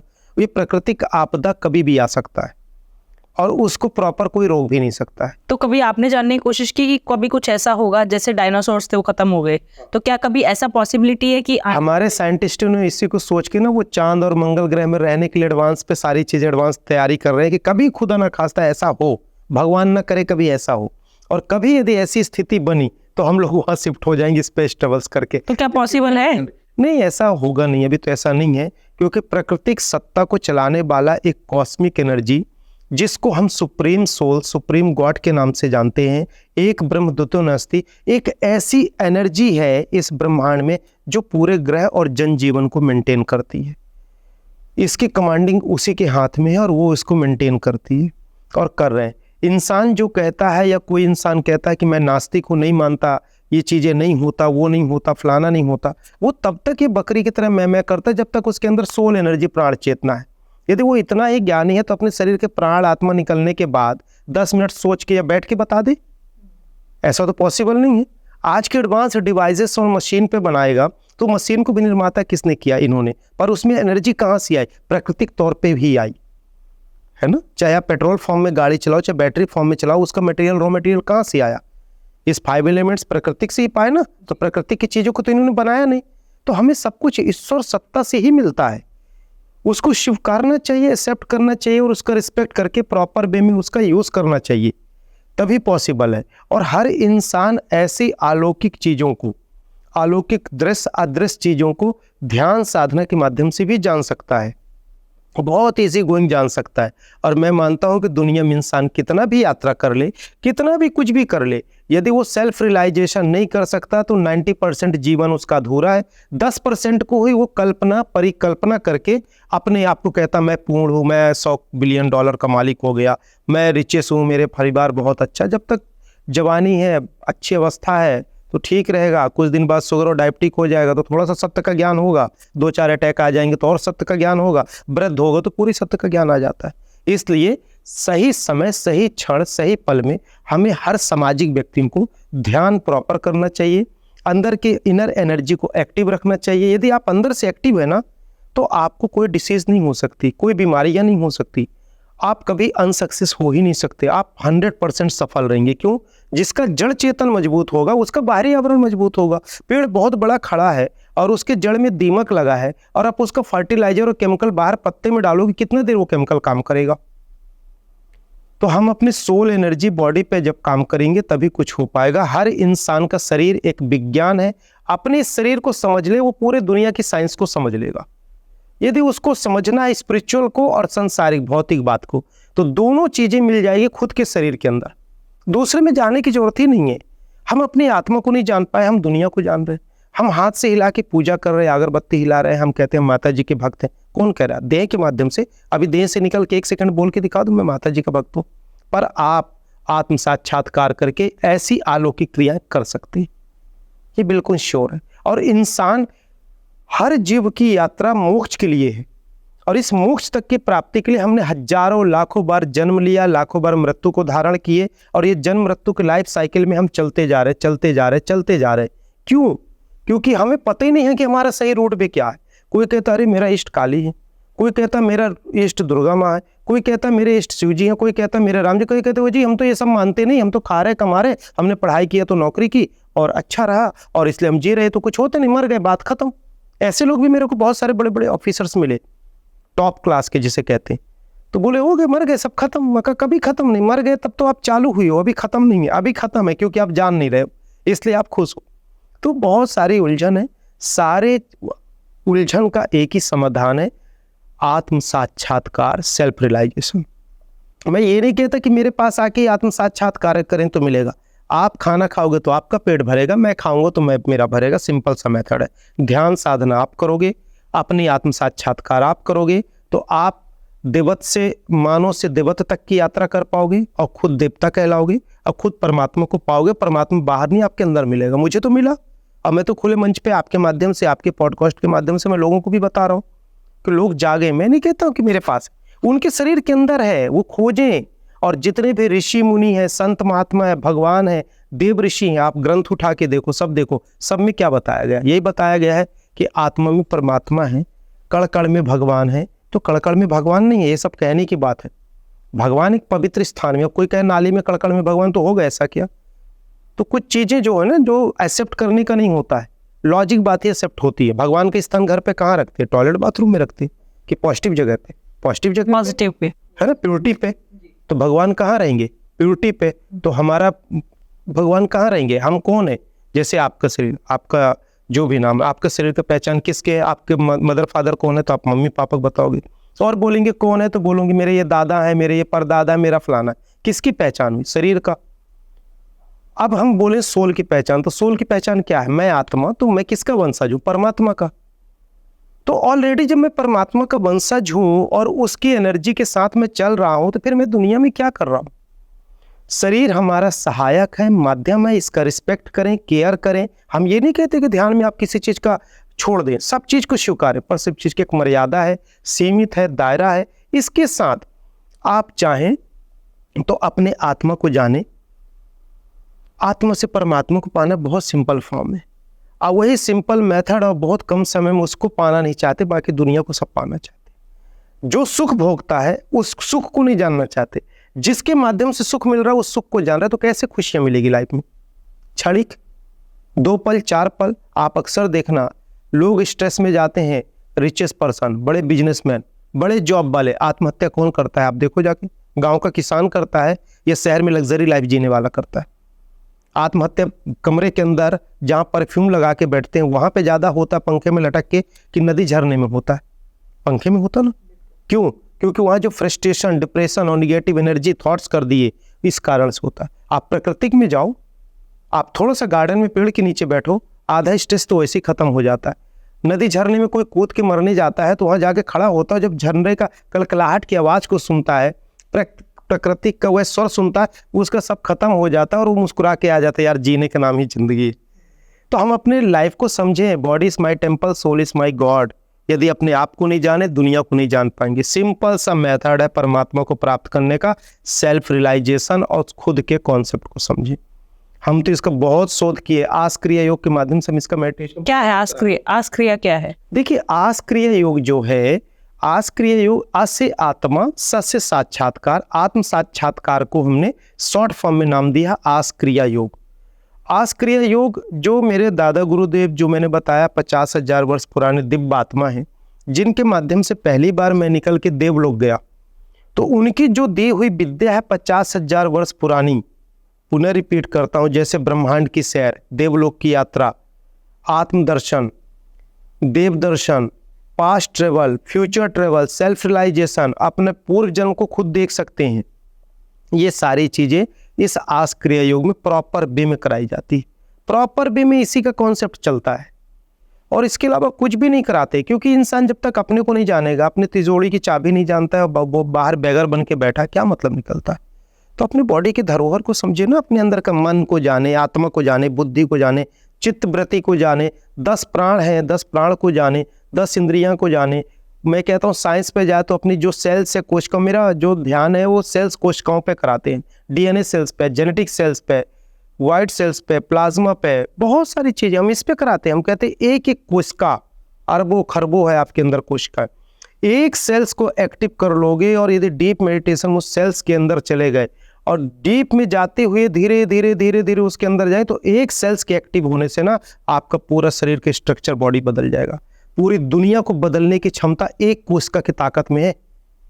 यदि आपकी मेमोरी के 5 सेल निकालने हैं तो ये कौन सी जगह, दिल्ली, नोएडा, गुड़गांव के जितने होल पीपल है, मान लो 10 करोड़ 25 करोड़ की जनता है यहाँ, 25 करोड़ की बुद्धि एक तरफ मिला दो और आपके 3 सेल्स एक्टिव हो जाए ना, तो वो एक्टिव सेल्स के सामने 25 करोड़ पॉपुलेशन की बुद्धि भी फेल है, जो नॉर्मल रूटीन में। इतना एनर्जी लेके इंसान बैठा है और कहता मेरे पास कुछ नहीं है, कुछ नहीं है। मुझे तो आश्चर्य होता है समाज में देख के कि अरे इतना सारा ऊर्जा होते भी ये कुछ नहीं कर रहा। आपके हिसाब से, जैसे आपने देवलोक ट्रैवल किया है, मृत्युलोक आप इस पृथ्वी को बोल रहे होगे, पाताल लोक क्या है? पाताल लोक की भी यात्रा किया मैं तो, वो मुझे जाननी है, पाताल लोक कैसा है? क्योंकि देवलोक तो आपने बता दिया। मैं अपनी यात्रा का अनुभव बताऊं या एक्चुअल बताऊं या साइंटिफिक बताएं? दोनों, यात्रा का अनुभव और एक्चुअल कि वो है कैसा। अच्छा, देखो पाताल लोक तो मैं 2-3 तरीके से जाता हूँ। मैं तो यहाँ से जाता हूँ समुंदर में, मैं समुंदर में प्रवेश किया। समुंदर में हमारे सनातन के अकॉर्डिंग, देखो ना तो मैं पहले ग्रंथ पढ़ा था ना कोई अध्यात्म पढ़ा, ये जो सारे अनुभव और ये सारी जर्नी जो मेरे लाइफ में आई, ये सब तो मेरे 16-17 सालों में कॉन्वेंट का विद्यार्थी था। ऐसा भी नहीं कि बचपन से बहुत सारी पूजा पाठ किया, तो ऐसा कोई कल्चर नहीं था मेरे यहाँ। तो मैं पाताल लोक तो मैं समुंदर लोक गया, समुंदर लोक से भी नीचे जाता हूँ तो वहाँ समुंदर देव की एक आकृति मिलती है। वहाँ से फिर नीचे जाता हूँ तो ज़मीन जब मिलता तो उसके सुरंग मिलते हैं, सुरंग में मिलते तो वहाँ भी एक शिव जी मिलते हैं, जहाँ समाधि रूप में नीले प्रकाश में आकृति में बैठे मिलते। उसके आगे जाओगे तो अग्निलोक मिलता है, अग्निलोक जहाँ अग्नि और अग्निदेव के पूरा परिवार जैसे, इंसान जैसे। फिर उसके आगे जाएंगे तो फिर एक लोक और मिलता है, फिर और नीचे जाएंगे तो काली माँ नीचे भी मिलती है। नीचे भी स्वर्ग और नरक है, मैं आपको बताऊँ, मैं तो गया वहाँ कई बार, हजारों बार से ज़्यादा गया, जाते ही रहता हूँ। फिर उसके नीचे जाएंगे तो जो ये यूनिवर्स का लास्ट लेयर है इस ब्रह्मांड का, ग्रह की बात नहीं कर रहा हूँ, ऐसे तो ग्रह करोड़ों अरबों ग्रह हैं, तारामंडल अरबों हैं, मिल्की वे गैलेक्सी अरबों हैं, जिसको साइंस भी कई मिलियन लाइट ईयर के बाद भी इसका अंत नहीं पा रही है। तो उसके नीचे जाएंगे जहाँ ये यूनिवर्स का पूरा, वहाँ भी दुर्गा माँ की आकृति आपको मिलेगी, पाताल में भी बिल्कुल। तो उनमें और स्वर्ग वाली दुर्गा माँ में क्या फर्क है? एक ही आकृति है, हाँ, विखंडन रूप है। जैसे कि आपकी एक फोटो यहाँ लगी, एक यहाँ लगी, जैसे आप एक विखंडन रूप करेंगे। एक आस्क्रिय योग में एक साधना आता है प्राण विखंडन, जैसे मेरे को एलियंस वहाँ से पीछा करते थे जो मैंने बताया, उसमें जब मैं तो उसमें प्राण विखंडन होता है जिसमें सेल्स को डिस्ट्रॉय कर सकते हैं। जैसे आपने महाभारत में देखे होगे, मेघनाथ वगैरह 10 रूप बना ले, भगवान 50 रूप बनाए, फिर वो गायब हो गए। ये प्राण ऊर्जा जागृत क्रिया है, वही ऊर्जा जागृत करने से वहाँ पे दुर्गा माँ की आकृति मिलती है। और फिर ऊपर का और नीचे का स्ट्रक्चर चेंज है, ऐसा नहीं कि एज इट इज है। फिर उसके नीचे एक ऊर्जा मिलती है जिसमें पूरा यूनिवर्स रखा हुआ, एक शक्ति प्रकाश जिसमें पूरा यूनिवर्स घूमता है, ऐसा है। वहाँ के लोग कैसे हैं पाताल लोक में? इंसान नहीं है वहाँ, कोई आत्माएं ऐसा नहीं है। तो जैसे हम जैसे सीरियल्स में जैसे हमने देखा कि पाताल लोक में सारे असुर रहते हैं। नहीं, मेरे को कभी कोई असुर नहीं मिला। हाँ, सच बात है, कभी नहीं मिला कोई। जो मिले हैं बता रहा हूँ, काली माँ है, काली माँ के लोक में नीचे ऐसे सुरंग है, चट्टानों की गुफा टाइप से बने हैं बहुत सारे, और स्वर्ग और नरक की कुछ आत्माएं वहाँ देखा हूँ रहती हैं, और उसके अलावा किसी और लोक में कभी नहीं मिले। 25 साल की मैं कम से कम हजारों बार से ज़्यादा गया हूँ मैं। और कभी कहीं से कभी ऐसा नहीं कि मैं यहाँ से जा रहा हूँ तो मेरा एक स्ट्रक्चर बनता है फिर प्लान गया। कभी मैं जैसे राम लोक जाता हूँ तो जरूर नहीं कि राम भगवान डेली आसन में बैठे मिले, कभी मिल भी गए, कभी नहीं मिले, कभी ब्रह्मलोक में मिल गए, कभी कहीं मिल गए। जैसे इंसान जैसे नहीं कि अब आपके यहाँ हम आए तो आज आप बैठे मिल गए, तो जरूरी नहीं कि आप कल भी आप हमको यहाँ बैठे मिल जाए। तो क्या देवी देवता भी एक दूसरे के लोक में ऐसे ट्रैवल कर घूमते रहते हैं? चलते ही, बिल्कुल चलते, कोई स्टैचू थोड़ी के बैठे रहते। और क्या रामलोक और विष्णु लोक अलग अलग हैं? बहुत अलग है, विष्णु लोक बहुत ऊपर है, साइड में है।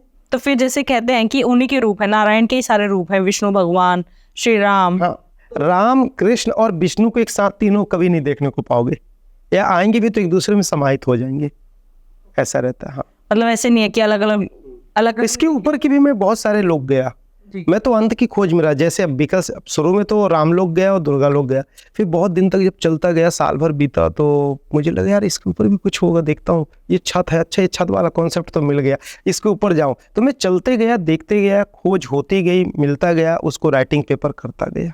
और जैसे बोलते हैं कि मरने के बाद आप स्वर्ग जाओगे ना? हाँ बिल्कुल, स्वर्ग है।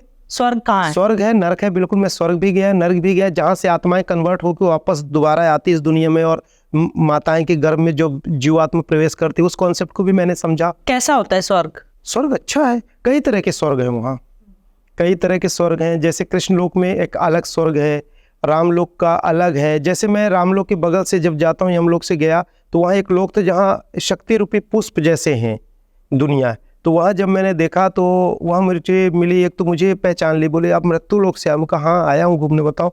बोले मैं भी मृत्यु लोक में थी। फिर उससे बहुत सारी बातें हुई, जैसे आपसे बात कर रहे हैं तो वो दृश्य दिखने लगता है। तो बोले अच्छा, तो फिर पता चला कि वो सबरी माता थी।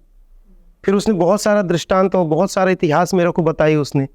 फिर ऐसे कई मिले, कैसे कृष्ण लोक में कई ऐसे मिले। और एक लोक गायत्री लोक के बगल में एक स्वर्ग लोक है जहाँ गृहस्थ आश्रम जैसे रहते हैं, वहाँ दिनचर्या ऐसे, नदी बहती ऐसे, खा रहे। अच्छा, सबसे बड़ा वहाँ स्वर्गलोक में मैंने जो देखा आज तक, कितने बड़े यात्रा का अनुभव, किसी के अंदर दुख नहीं, किसी के चेहरे में सिकन नहीं, किसी के अंदर जलस द्वेष नहीं, किसी के अंदर लड़ाई झगड़ा नहीं, कुछ नहीं। हाँ, कुछ लोग ऐसे हैं जहाँ राक्षस रूपी आत्माएं बड़े हष्ट पुष्ट बंधे पड़े हैं, अलग अलग हैं, वो भी है, कुछ जगह है ऐसा है। मैंने तो बहुत सारी खोज की इस। तो आप कुछ जब ऐसे जाते हो, तो जैसे आपने शबरी माता का बताया, तो कभी आपको इतिहास के ऐसे कैरेक्टर्स नहीं मिले, जैसे अर्जुन हुआ या जैसे धृतराष्ट्र हुए, तो आप उनसे, धृतराष्ट्र जैसे हम लोग कहते हैं कि बेटे के मुंह में सारा महाभारत, तो आप कभी बात नहीं करते? कभी द्रौपदी नहीं मिली आपको? मिली।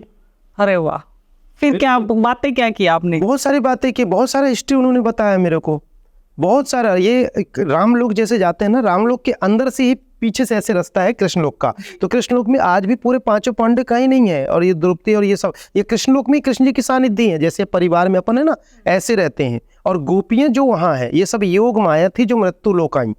और ये गोपियां जो ऊपर है देवलोक में, उन्हीं का विखंडन रूप यहाँ है, जो निधि वन में विचरण करती हैं उनकी आत्माएं।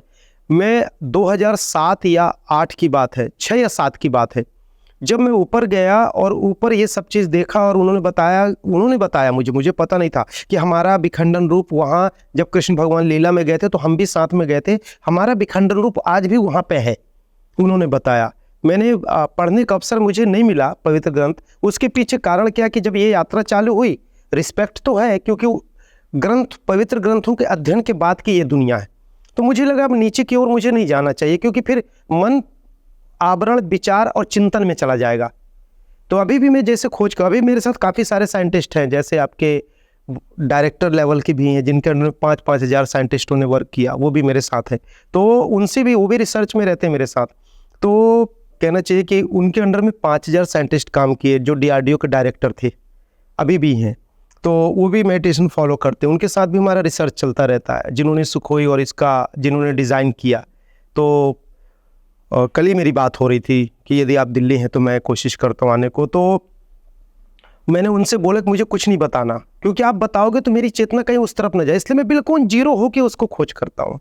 तो जब मैं वहाँ गया तो उन्होंने जब विखंडन बताया, फिर उसके 20-25 दिन बाद मैंने टीवी चैनल में देखा, उस समय ब्लैक एंड वाइट टीवी चलती थी। तो जब मैंने देखा ना, तो हृदय से इतनी खुशी हुई मुझे, इतनी खुशी हुई। क्यों खुशी हुई? ये खुशी नहीं हुई कि वो निधि बन के चीज़ से, ये खुशी हुई कि मैं सही हूँ, मुझे क्रॉस मिला ना। तो ऐसे बहुत सारे लाइफ के क्रॉसेस चेक मिले जो सत्य घटना पे आधार। तो जैसे मैं वापस पे आऊँगी, जैसे ये पांडव, द्रौपदी, तो इनसे क्या आपने बात करने कभी किया ट्राई? बात किया आपने? बहुत अच्छे से बात किया, बैठा साथ में, खाना खाया, उनसे इतिहास पूछा, अर्जुन जिस अभिमन्यु चक्र में फंसा उस अभिमन्यु चक्र का उस विद्या को भी पूछा, वो विद्या भी मुझे पता है। बहुत सारी ऐसी अलौकिक चीज़ें पता है जो मैं पॉसिबल नहीं समझता सारी चीज़ बताना, कि ये सनातन की एक ऐसी अलौकिक ज्ञान है, अलौकिक क्रियाएं हैं जो मैं चाहता हूं कि समाज के बीच में ये सारी क्रियाएं है, पर उसकी जो पात्रता रखे तो प्राप्त करे। पर कभी वो सोचते नहीं है बैठ के, मतलब कि अभी दुनिया कुछ भी बोल रही है, क्या चल रहा है, कैसे? वो भी कभी कभी देवलोक से आते हैं घूमने, अच्छा, घूम के जाते हैं, ऐसा नहीं है कि नहीं आते हैं, पर वो सब यही कहते हैं कि अच्छे से रहना, दुनिया बड़ी गंदी है, ज़्यादा वो नहीं है, विचित्र है। मैं काफ़ी मिला, कई देवात्माओं से मिला।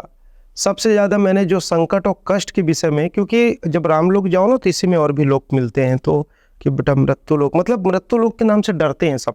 मेरा एक सवाल है, क्या कभी किसी देवी देवता ने, जैसे आप सबसे मिलते हैं, कभी बताया है कि ये मेरा परम भक्त है, इससे जाके मिलना, या कभी कोई संदेश? जिस तरह की मैंने पंचायतें नहीं की कभी उनसे। अच्छा, नहीं, पर कभी वैसे होता है ना कि कभी देवी देवता ने? जानते हैं इसमें क्या होता है बहन जी, कि जब हम शरीर से निकल के बाहर आते हैं तो फिर खुद का एक आवरण अलग हो जाता है, एक अलग आवरण होता है। फिर उस आवरण के बाद ना ये भौतिकवाद और सांसारिकवाद और देहवाद से परे हो जाते हो, आप परे हो जाते हो तो आपकी चेतना में भी ये बातें नहीं आएगी।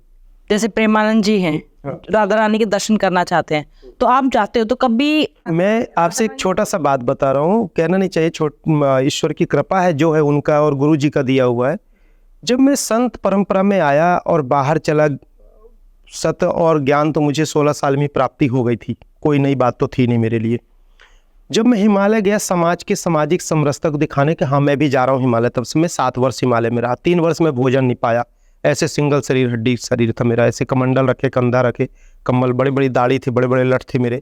मैं गया तो ब्रह्मपुरी में संतों की सेवा की उसमें गया, कि मेरे गुरु जी बोले, जो सूक्ष्म गुरु है, वो हमेशा बोले संतों के सानिध्य में रहना, संतों का रिस्पेक्ट करना, उनका चरण पाद का दबाना, सेवा करना। तो मैं संतों की सेवा किया, वहाँ मैं संतों को भोजन बनाता था, पैर दबाता था। वो भगवान कृष्णानंदी से मैंने दीक्षित भी हूँ, तो वैष्णव संप्रदाय से, तो उनको भोग लगाना, सुलाना, सब कुछ। एक दिन में एक गुरु जी जिनको मैं माना देह का, जिनसे एक संप्रदाय का प्रारंभ होता है, तो मैंने कहा गुरु जी ये बताइए, आप कृष्ण जी की पूजा करते करते जीवन बीत गया, लगभग उस समय उनकी 75 वर्ष उम्र है, पिछले साल शरीर छोड़े हैं, उसी में मेरा भद्र हुआ मैं, तो आप कभी कृष्ण भगवान से मिले क्या? तो बोले नहीं, हरिओम बेटा, ऐसे, वो हरिओम उन्हीं का दिया नाम था। बोले हरिओम मैंने तो नहीं मिला, एक बार अनुभूति हुई थी, बस उस अनुभूति को पकड़ के उसी में चमका, 75 साल लगा दिए उसमें, घर छोड़ के सारी चीज़ें।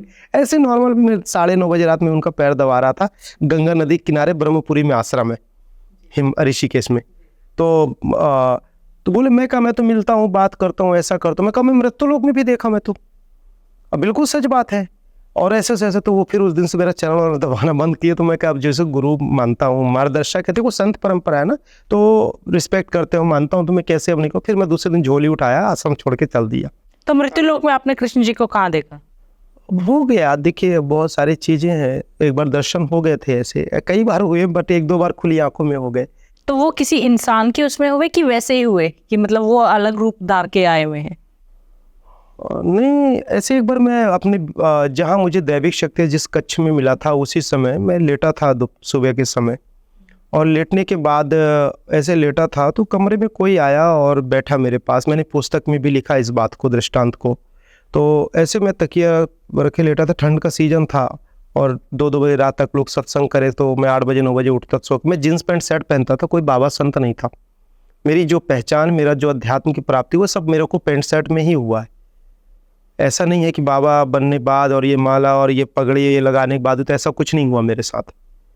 तो बैठा तो ऐसे आए एक दिव्यात्मा टाइप से, और सब बहुत सारी चीज़ें हैं जो मैं कहना नहीं चाहता यहाँ पे। ये सब चीज़ें कहने का विषय नहीं होता, क्योंकि देखो ये तो ईश्वर की कृपा है, और अब आधी बात है तो आज कह रहा हूँ, बट ये सब मैं डीप एक्सप्लेन नहीं करूँगा इसे।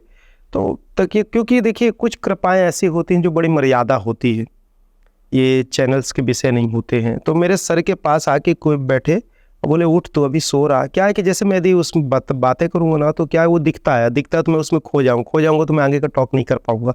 ये कंडीशंस होती है, क्योंकि वो एक्सप्रेशन और अंदर से वो समझ में आता है कि सच्चाई क्या है क्या नहीं। तो बड़ा कष्ट होता है अंदर से बोलने में।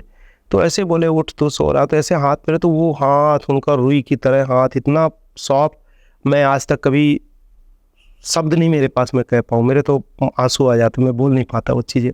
तो मैं जब मैं कहा यार अजीब सा एक वो फील, तो मैं ऐसे करवट लिया और देखा, दरवाज़ा बंद था। गांव में वो पटौआ वाला घर होता है, एक भी खिड़की नहीं था उसमें ठंड में।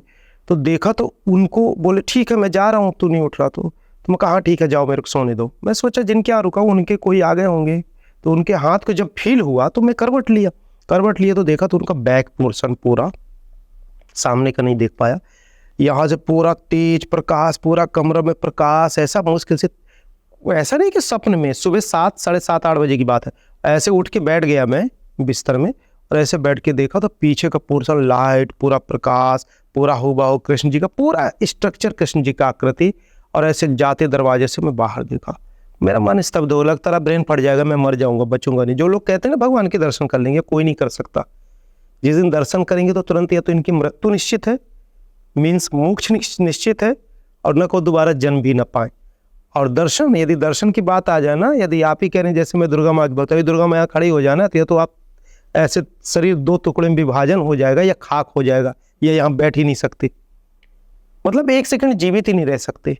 वो ऊर्जा टरबाइन के करंट को कौन संभाल सकता है, कौन देख सकता है। मैं तो इतना सा फील किया, तो मैं बता रहा हूँ क्या बीती। मैं 2 दिन 3 दिन तक तो आंसू नहीं बहे, मेरे बंद नहीं हुए, लगता रहा पागल हो जाऊंगा, मर जाऊंगा, ऐसा हुआ। मैंने खुली दृष्टि में देखा। फिर वो चले गए। फिर जब उठा 11 बजे देखा तो दरवाजा अंदर ही से बंद था, कोई आदमी भी नहीं था। वो तो मैं समझ गया था उतने समय ही, बट ऐसे कई बार हुआ है, कई देवी देवताओं के हुए। क्या नवरात्रों में आपने कभी देवी को देखा है? क्योंकि जैसे नवरात्र, बिल्कुल देखा है। और वो किसी बच्चे के रूप में, जैसे मतलब कोई बच्चियां हैं उन्हीं में आती हैं, या एक अलग ही? दरअसल मैं बताऊं तो कभी भी नवरात्रि में ऐसी कोई देवी देवलोक से उतरती नहीं है। अष्टमी नवमी को उनके कुछ विखंडन रूप दैविक शक्तियों को मृत्यु लोक आती हैं, कुछ समय तक रुकी, ब्लेसिंग दी और निकल गई। ऐसे दीपावली की पूजा में लक्ष्मी माँ आती हैं, किस टाइम, किस घड़ी, किस जोन आती है ये तक पता रहता है। और वो आती हैं, पिछले 20 बार मेरे ख्याल से 5 या 4 मिनट या 5 मिनट पूरे मृत्यु लोक में रुकी हैं। फिर इसके बाद समुद्र के तो आपको तो पता होगा कि किस टाइम पे आती हैं वो। अब देखो वो सब अनुभव हो जाते हैं, सब हो जाते हैं, पता चल जाता। 2 दिन 3 दिन 4 दिन पहले चल जाता। कई शिष्यों को बता भी देते हैं कि इस टाइम पे पूजा कर लेना अच्छा रहे, बता भी देते हैं, वो मन के ऊपर है। क्या आप भी अपनी पास्ट लाइफ जानना चाहते हैं? क्या आप भी जानना चाहते हैं कि क्या कर्म करके आए थे जिसकी वजह से ऐसी जिंदगी मिली है, अच्छी या बुरी? क्या आप भी अपने फ्यूचर को जानना चाहते हैं? आपकी लाइफ में जो भी प्रॉब्लम चल रही है, बहुत टाइम से किसी कंपेटिटिव एग्जाम की मेहनत कर रहे हैं बट उसमें सक्सेस नहीं मिल रही है, उसमें आपको जो अचीव करना चाहते हैं वो नहीं मिल रहे हैं। कोई बिजनेस आपने खोला था लेकिन वो बिजनेस वैसे का वैसा ठप हो गया है, शादी नहीं चल रही है, सोलमेट कौन है, कभी आया भी था लाइफ में या आना है? इन सारे सवालों के जवाब आपको आकाशिक रीडिंग में मिलेंगे। यस, मैं बात कर रही हूँ आकाशिक रीडिंग की। आकाशिक रीडिंग में बेसिकली होता क्या है?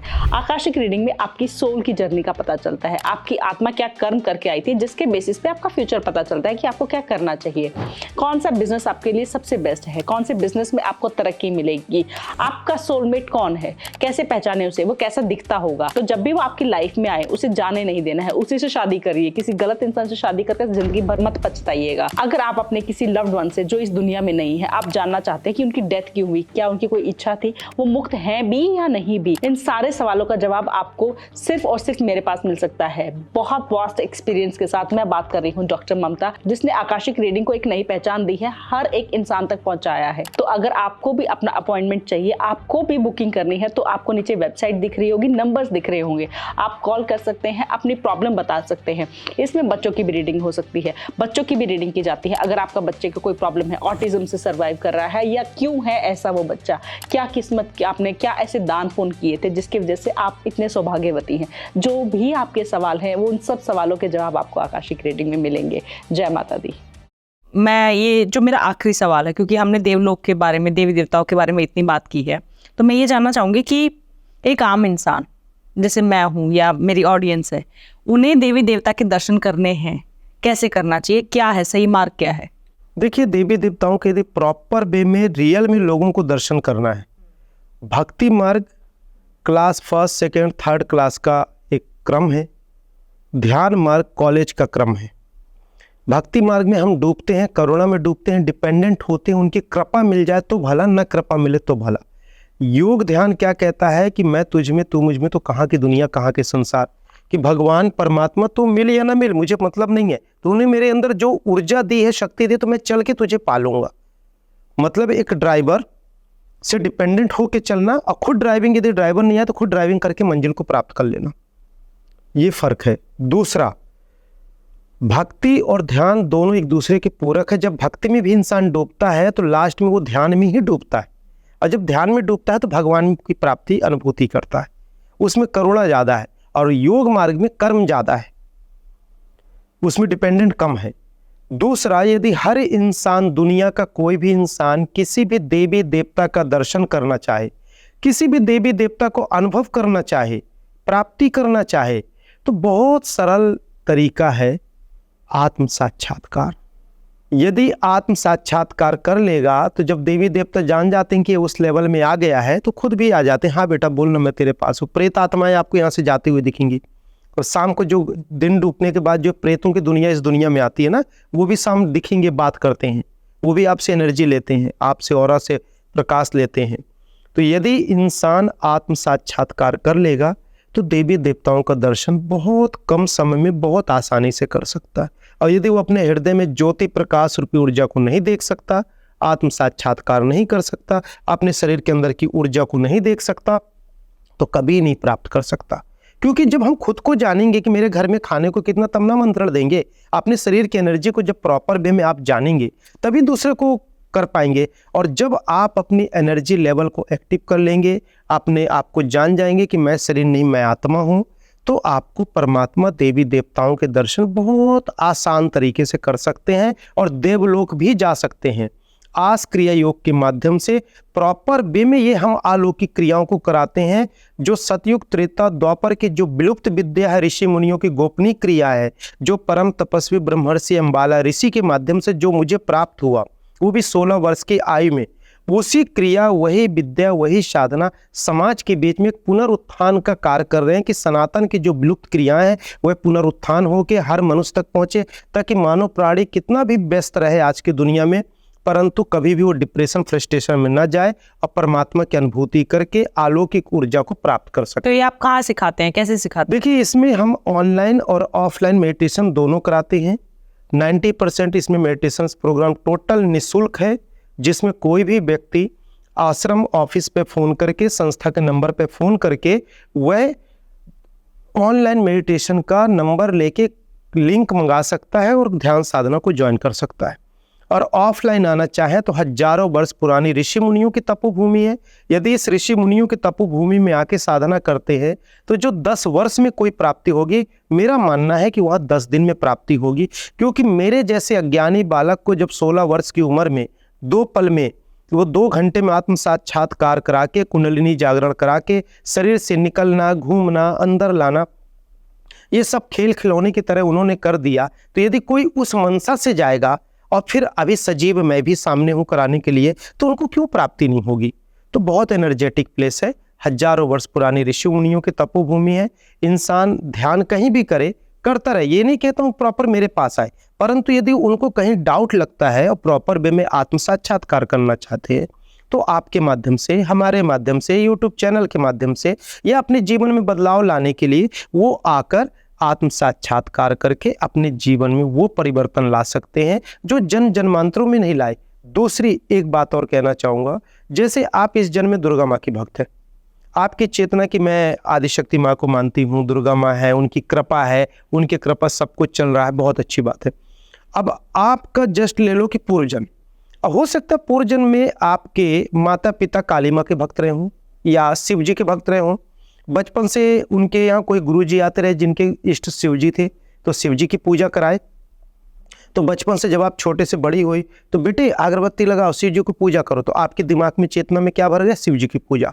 जबकि उसके पूर्व में कोई और पूजा करते आए आप, और जब शिव जी की पूजा करते करते करते करते आप 70 वर्ष 80 वर्ष तक में 2-3 लेवल को आपने पार किया। जब 2-3 लेवल आपने पार किए, जब तक आपकी मृत्यु हो गई, अब वो 3 लेवल की ऊर्जा इस सौर मंडल में तो कहीं ना कहीं विचरण कर रही। एनर्जी कभी नष्ट नहीं होती, आप भी जानती हैं। तो और आपका शरीर नष्ट हो गया, अब आपकी सोल स्वर्ग गई, नरक गई, कर्मास के अनुसार जहाँ भी गया। दोबारा जन्म लिए तो हमने ऐसी जगह जन्म ले लिए जहाँ पता चला कि दुर्गा माँ के भक्त है माता पिता, या हमारे फ्रेंड सर्किल ऐसा हुआ, या कोई गुरुजन है कि बेटा माँ को पूजो, माँ आदिशक्ति है, अद्वितीय है, आप पूजा करो। हाँ ठीक है, अरे मेरा मन तो शिव जी तरफ है, पर छोटे में सब लोग करे तो चलो मैं माँ की पूजा करने लगती। अब माँ की पूजा किए तो आपका लेवल कहाँ से चला? 1 से चला। स्पिरिचुअल में 0 प्राप्ति कहलाती है, 1 से चला। अब 1 से चले तो इस जन्म में अब बॉडी डिटॉक्स करते, कर्म्स को डिटॉक्स करते करते 70-80 साल तक माँ की पूजा किए। कृपा प्राप्त किससे हो रहा? माँ की कृपा से नहीं, जो आपके पूर्व जन्म की जो साधना है ना, वो साधना जो सोल एनर्जी के साथ जुड़ी है, उससे कृपा आपको मिल रही है। एक्चुअल बात ये है, हर इंसान के पीछे ये एक लॉजिक है, चाहे कोई किसी भी धर्म व्यक्ति विशेष का हो। फिर उसके बाद चौथे पंथ तक आए, 2-3 लेवल तक गए, फिर आपकी डेथ हो गई। मतलब हम किसी की भी, हर इंसान की, इस प्रकार से हमारा क्रम चलता गया। अब इस सौरमंडल में हर जन्मों का ये थोड़ा थोड़ा ऊर्जा पड़ा रह गया, और हर जन्म में हम एक अलग आयाम को प्राप्त किए चलते गए। चेतना तो वहां गया कि अट्रैक्ट तो है मेरा शिव जी तरफ या काली जी तरफ, पर मैं अब तो दुर्गा माँ मेरी इष्ट है, गुरु जी ने बताया तो मैं उसको कर रही हूँ। किसने? गुरु जी ने बताया। वास्तविक कमी पता है कहाँ हो रही? यहाँ पे न तो गुरु जी बता रहे हैं, न हमारे पूर्व बता पा रहे, और न हम अपने स्वयं अपने पूर्व जन्म को देख पा रहे। और जब हम भी अपने पूर्व जन्म को नहीं देख पा रहे कि पूर्व जन्म का हमारा कर्म क्या है, पूर्व जन्म का दोष क्या है, पूर्व जन्म के हम दोष कैसे दूर करें, पूर्व जन्म के कर्म को कैसे काटें, पूर्व जन्म की साधना की जो 20% 30% जो पॉजिटिव एनर्जी है, भक्ति की, कर्म की, धन की, बहुत सारी शोहरत की, वो इस दुनिया में जो पड़ी है, वो कौन ऐसा कोई ऐसा गुरु मिले, कोई ऐसा साधक मिले जो पूर्व जन्म की विरासत की पॉजिटिव एनर्जी को इस जन्म में कनेक्ट कर दे। तो उसमें आप हेल्प करते हैं, अगर जो आपके पास जो आते हैं? मैं हेल्प करूंगा सेकेंडरी है। मेरे गुरुजी ने तो मेरे साथ प्रत्यक्ष यही किया, तो उसी कॉन्सेप्ट को लेके मैं लोगों को कराने की कोशिश करता हूँ। तो जब हमें ये हुआ तो 3 जन्मों की यदि वह ऊर्जा आपको मिल गई तो विरासत में आप 30% पा लिए। अब आपका इस जन्म में चालू कहाँ से होगा? 40% से। तो आप 80-90% तक तो जा सकते हैं ना। एक मोशन आने के बाद तो फिर फटाफट प्राप्ति होती है, चाहे धन का हो, चाहे परिवार का हो, चाहे शोहरत का हो, चाहे व्यापार का हो, और चाहे अध्यात्म का हो। पर हर चीज के पीछे काम करती है आध्यात्मिक ऊर्जा, और ऊर्जा प्रॉपर तब प्राप्त होती है जब इस क्रम में चलेंगे तब। इसीलिए 90% मानव प्राणी कर्म तो अच्छा करता है, चेतना बहुत अच्छा रखता है, बुद्धि अच्छा रखता है, पर उसका प्रॉपर रिजल्ट नहीं मिलता, क्योंकि पूर्व से कर्म अच्छे किए हैं तो संस्कार अच्छा मिला, पर पूर्व की एनर्जी आपके साथ जुड़ी नहीं, और जोड़ने वाला कोई मिला नहीं। जब उसको कोई कनेक्ट करने वाला मिलेगा, कोई सूक्ष्म गुरु, कोई देह का गुरु, और कोई आत्म साक्षात्कारी, तो पॉसिबल है, नहीं तो नहीं पॉसिबल। आ रही ना बात समझ? बिल्कुल बिल्कुल। मेरे साथ यही हुआ। मैं पिछले 6 जन्म लिया। 6 जन्म में पहला जन्म में दादा गुरु के साथ था, उसके बीच में मैं 5 जन्म हुआ, फिर मेरा गुजरात जन्म हुआ, फिर वृंदावन हुआ जन्म, फिर मैं देहरादून के पास, एक जन्म में मैं राजा बना बाहर आउट ऑफ कंट्री, वहाँ रहा। फिर वहाँ से मैं 27 साल में इंडिया आया, घूमने आया, एक बार नाव में 3 महीने में पहुँचा। फिर देहरादून में गया तो वहाँ साधु संतों के साथ मिला, माइंड डाइवर्ट हुआ, फिर वहाँ गया, फिर मेरी शादी होनी थी, फिर मैं छोड़ छाड़ आ गया। हर जन्म में मेरा संन्यास जीवन भी था। ये मेरा 7वां जन्म है, अब मोक्ष है। अब जब 7वें जन्म में मैं मिला तो उस क्षण, उस घड़ी, उस पल में जब उस स्थान को पहुंचा, 16 साल की उम्र में क्लास 10th के एग्जाम देके समर वेकेशन हॉलिडे में, तो वो दिव्य ऋषि जो 50,000 वर्षों से इंतजार कर रहे थे, सोचो क्या जवान होगी ऐसे दिव्य आत्माओं को कि बेटा साथ में मोक्ष चलेंगे। अब इस जन्म में तो तेरी, क्योंकि मैं जब पूर्व जन्म में मृत्यु हुई थी 16 साल की, तो गुफा का चट्टान से दब के मृत्यु हुई थी भूकंप में मेरी। तो उन्होंने कहा बेटा अब तो कुछ दे नहीं पाया, अगले जन्म में मैं तेरे को दूंगा। अब अगले जन्म में तो मेरे हुए, पर मैं प्रॉपर वहां पहुंचा नहीं, और वो बोले मैं इसी जगह पर तेरा इंतजार करूंगा। शरीर तो उनका भी नष्ट हुआ, पर वो आत्मा रूपी शरीर से ट्रांसपेरेंट बॉडी, कारण शरीर, जिसे हम कजल और सटल बॉडी कहते हैं, वो इंतजार करते रह गए, तपस्या करते रह गए। तपस्या करते करते बहुत सारी ऊर्जा इकट्ठा हुई। मेरे भी हर जन्म की ऊर्जा अलग अलग पड़ी रह गई। हर जन्म में भागा, हर जन्म में संन्यास लिया। संन्यास तो जानता नहीं था, जंगल भागा, तपस्या करते करते जंगल में मर गया। शरीर चील खाया, कुत्ते भीड़ लिखाया, कौन खाए पता नहीं, पर शरीर की छोड़ आत्मा की यात्रा चलती रही। इस जन्म में जब वो मिले तो मेरे 6 जन्मों की ऊर्जा मेरे को जोड़े और अपने 50,000 साल की तपस्या दिए, तब कहीं जाके ये सारी यात्रा हो रही। इतनी आसान नहीं है जितना लोगों को लफ्जों में बात है, बिल्कुल, पर लोगों को जोड़ने वाला मिल जाए, प्रॉपर इस कॉन्सेप्ट को समझने वाला मिल जाए, करने वाला मिल जाए, तो आज नहीं तो निश्चित कल प्रॉपर वे का चुनाव होना चाहिए, प्रॉपर वे का कर्म होना चाहिए, तो मिल जाएगा। आजकल चाहे गुरु में देखो, मैं दूसरे की बात नहीं कर रहा हूँ, मैं अपनी बात कर रहा हूँ, या शिष्यों में देखो, बाहरी आवरण, ईगो, ओवर कॉन्फिडेंस, शिष्य का अपना अलग ओवर कॉन्फिडेंस, गुरु का अपना अलग, गुरु कहेगा मेरा ऐसा रिस्पेक्ट नहीं, शिष्य कहेगा अरे मैं इतना पैसे दिया तो ऐसा रिस्पेक्ट नहीं। तो सबके अपने अपने अहंकार भरे शब्द चलते हैं। तो अहंकार से नहीं मिलता, मिलता है समर्पण से। पूर्व काल में हमारे महाभारत युग में देखो, समर्पण, गुरु की बातें सब कुछ श्रेष्ठ होती थी, ऋषि मुनियों की बातें श्रेष्ठ होती थी, सब फॉलो करते थे तो प्राप्ति करते थे। आज तो ऐसा नहीं रह गया ना, आजकल तो बिखरा हुआ विचार है, करोड़ों तरंग एक सेकंड में निकल रही हैं, एक तरंग को पकड़े चले फिर उसको चले, अधूरी जिंदगी अधूरा जीवन कहाँ से मिलेगा। तो इसे पाने के लिए प्रॉपर वे में लोग ध्यान करें, आत्म साक्षात्कार करें, देवी देवता प्राप्त करें। मैं नहीं कहता हूँ कि नहीं है, पर उससे पहले आप अपने शरीर के अंदर देखो ना, दुर्गा माँ हृदय में दिखेंगी आपको। शरीर ही तो ब्रह्मांड है, हमारे शास्त्र कहते हैं समस्त ब्रह्मांड इस शरीर के अंदर समाहित है। मैं तो पूरा ब्रह्मांड का एनालिसिस करता हूँ, पूरा शरीर के अंदर देखता हूँ, घुमाता हूँ, ऑनलाइन मेडिटेशन में कराता हूँ। आप भी जुड़ना, आप भी देखना, आप भी पाओगे। नहीं, रियल कह रहे हैं हम ये बातें, क्योंकि हम ये नहीं कहते मेरे से प्राप्त करोगे, आपके शरीर के अंदर से आपको मिलेगा। आपके अंदर ही दुर्गा माँ का दुर्गा तत्व जागृत क्रिया है। कई लोगों को एस्ट्रल ट्रेवल में तो ऐसे ऑनलाइन में अननोनों को करा दिया। कुंभ के समय तो इतना गंगा स्नान कराया, लोगों ने दर्शन किया, अनुभव किया। एक दो तो बैठे हैं, सबूत में सामने पूछ लो। तो बहुत लोग हैं जो लाखों वर्षों में नहीं पाए, वो ऑनलाइन में ही मैंने दे दिया लोगों को। पर अब लोगों की चेष्टा नहीं, हम शरीर से निकल के घूम गए। बेटा वो भी होगा, क्यों नहीं होगा, लगे रहो। क्यों में आप खाना बनाने के बगल में खड़े हो ना, तो टेस्ट तो ले रहे हो, एक न एक दिन प्रोसेसिंग भी पता चल जाएगी, तो बनाने भी लगोगे, फिर भूखों का प्यास भी बुझाने लगोगे। मैं भी चाहता हूँ कि प्रॉपर साधक आए, इस ज्ञान को लें, क्योंकि ये ज्ञान मैं देना चाहता हूँ, क्योंकि एक दिन दुनिया में सबको मरना है, मेरे को भी जाना है। तो कम से कम ये विद्या समाज में जीवित रहे, ताकि दोबारा ये क्रियाएं ऐसी विलुप्त ना हो कि समाज इससे वंचित हो जाए। क्योंकि गॉड गिफ्टेड मिला, किसी से सीखा तो हूँ नहीं, और हजारों साल बाद यदि दिया परमात्मा तो कोई प्रयोजन में दिया होगा। हो सकता है यही प्रयोजन हो जिस प्रयोजन को मैं व्यक्त कर रहा हूँ। तो बहुत सारी बातें हैं, बाकी आपके जैसे क्वेश्चंस हो, बहुत अच्छा लगा। Thank you so much. बात करके बहुत अच्छा लगा आपसे। आप कुछ कहना चाहेंगे हमारी ऑडियंस को? एक आखिरी कह सकते हैं एक आखिरी राय या एक आखिरी टिप। देखिए, मैं तो धन्यवाद देता हूँ आपकी ऑडियंस को और आपको कि जो आपने सकारात्मक ऊर्जा के साथ समाज को एक नई दिशा धारा देने के लिए आपने इस पॉडकास्ट का जो शुभारंभ किए। आपके दर्शक बहुत अच्छे हैं, यदि इस ज्ञान को ग्रहण करेंगे तो निश्चित उनके जीवन में बदलाव आएगा, क्योंकि आपका एक विश्वास, आपका एक अध्यात्म और एक सामाजिक समरसता, समाज सेवा का जो आपने ये बीड़ा उठाया है, इसमें सबको जुड़ना चाहिए आपके साथ, और आपके माध्यम से हमारे इस ज्ञान को भी प्राप्त करना चाहिए, ताकि समाज में बदलाव आए। आपको और आपके ऑडियंस को मैं धन्यवाद देना चाहता हूँ। जय गुरुदेव, जय माता दी। आपको कैसा लगा ये पॉडकास्ट? कमेंट्स में ज़रूर बताइएगा। जय माता दी।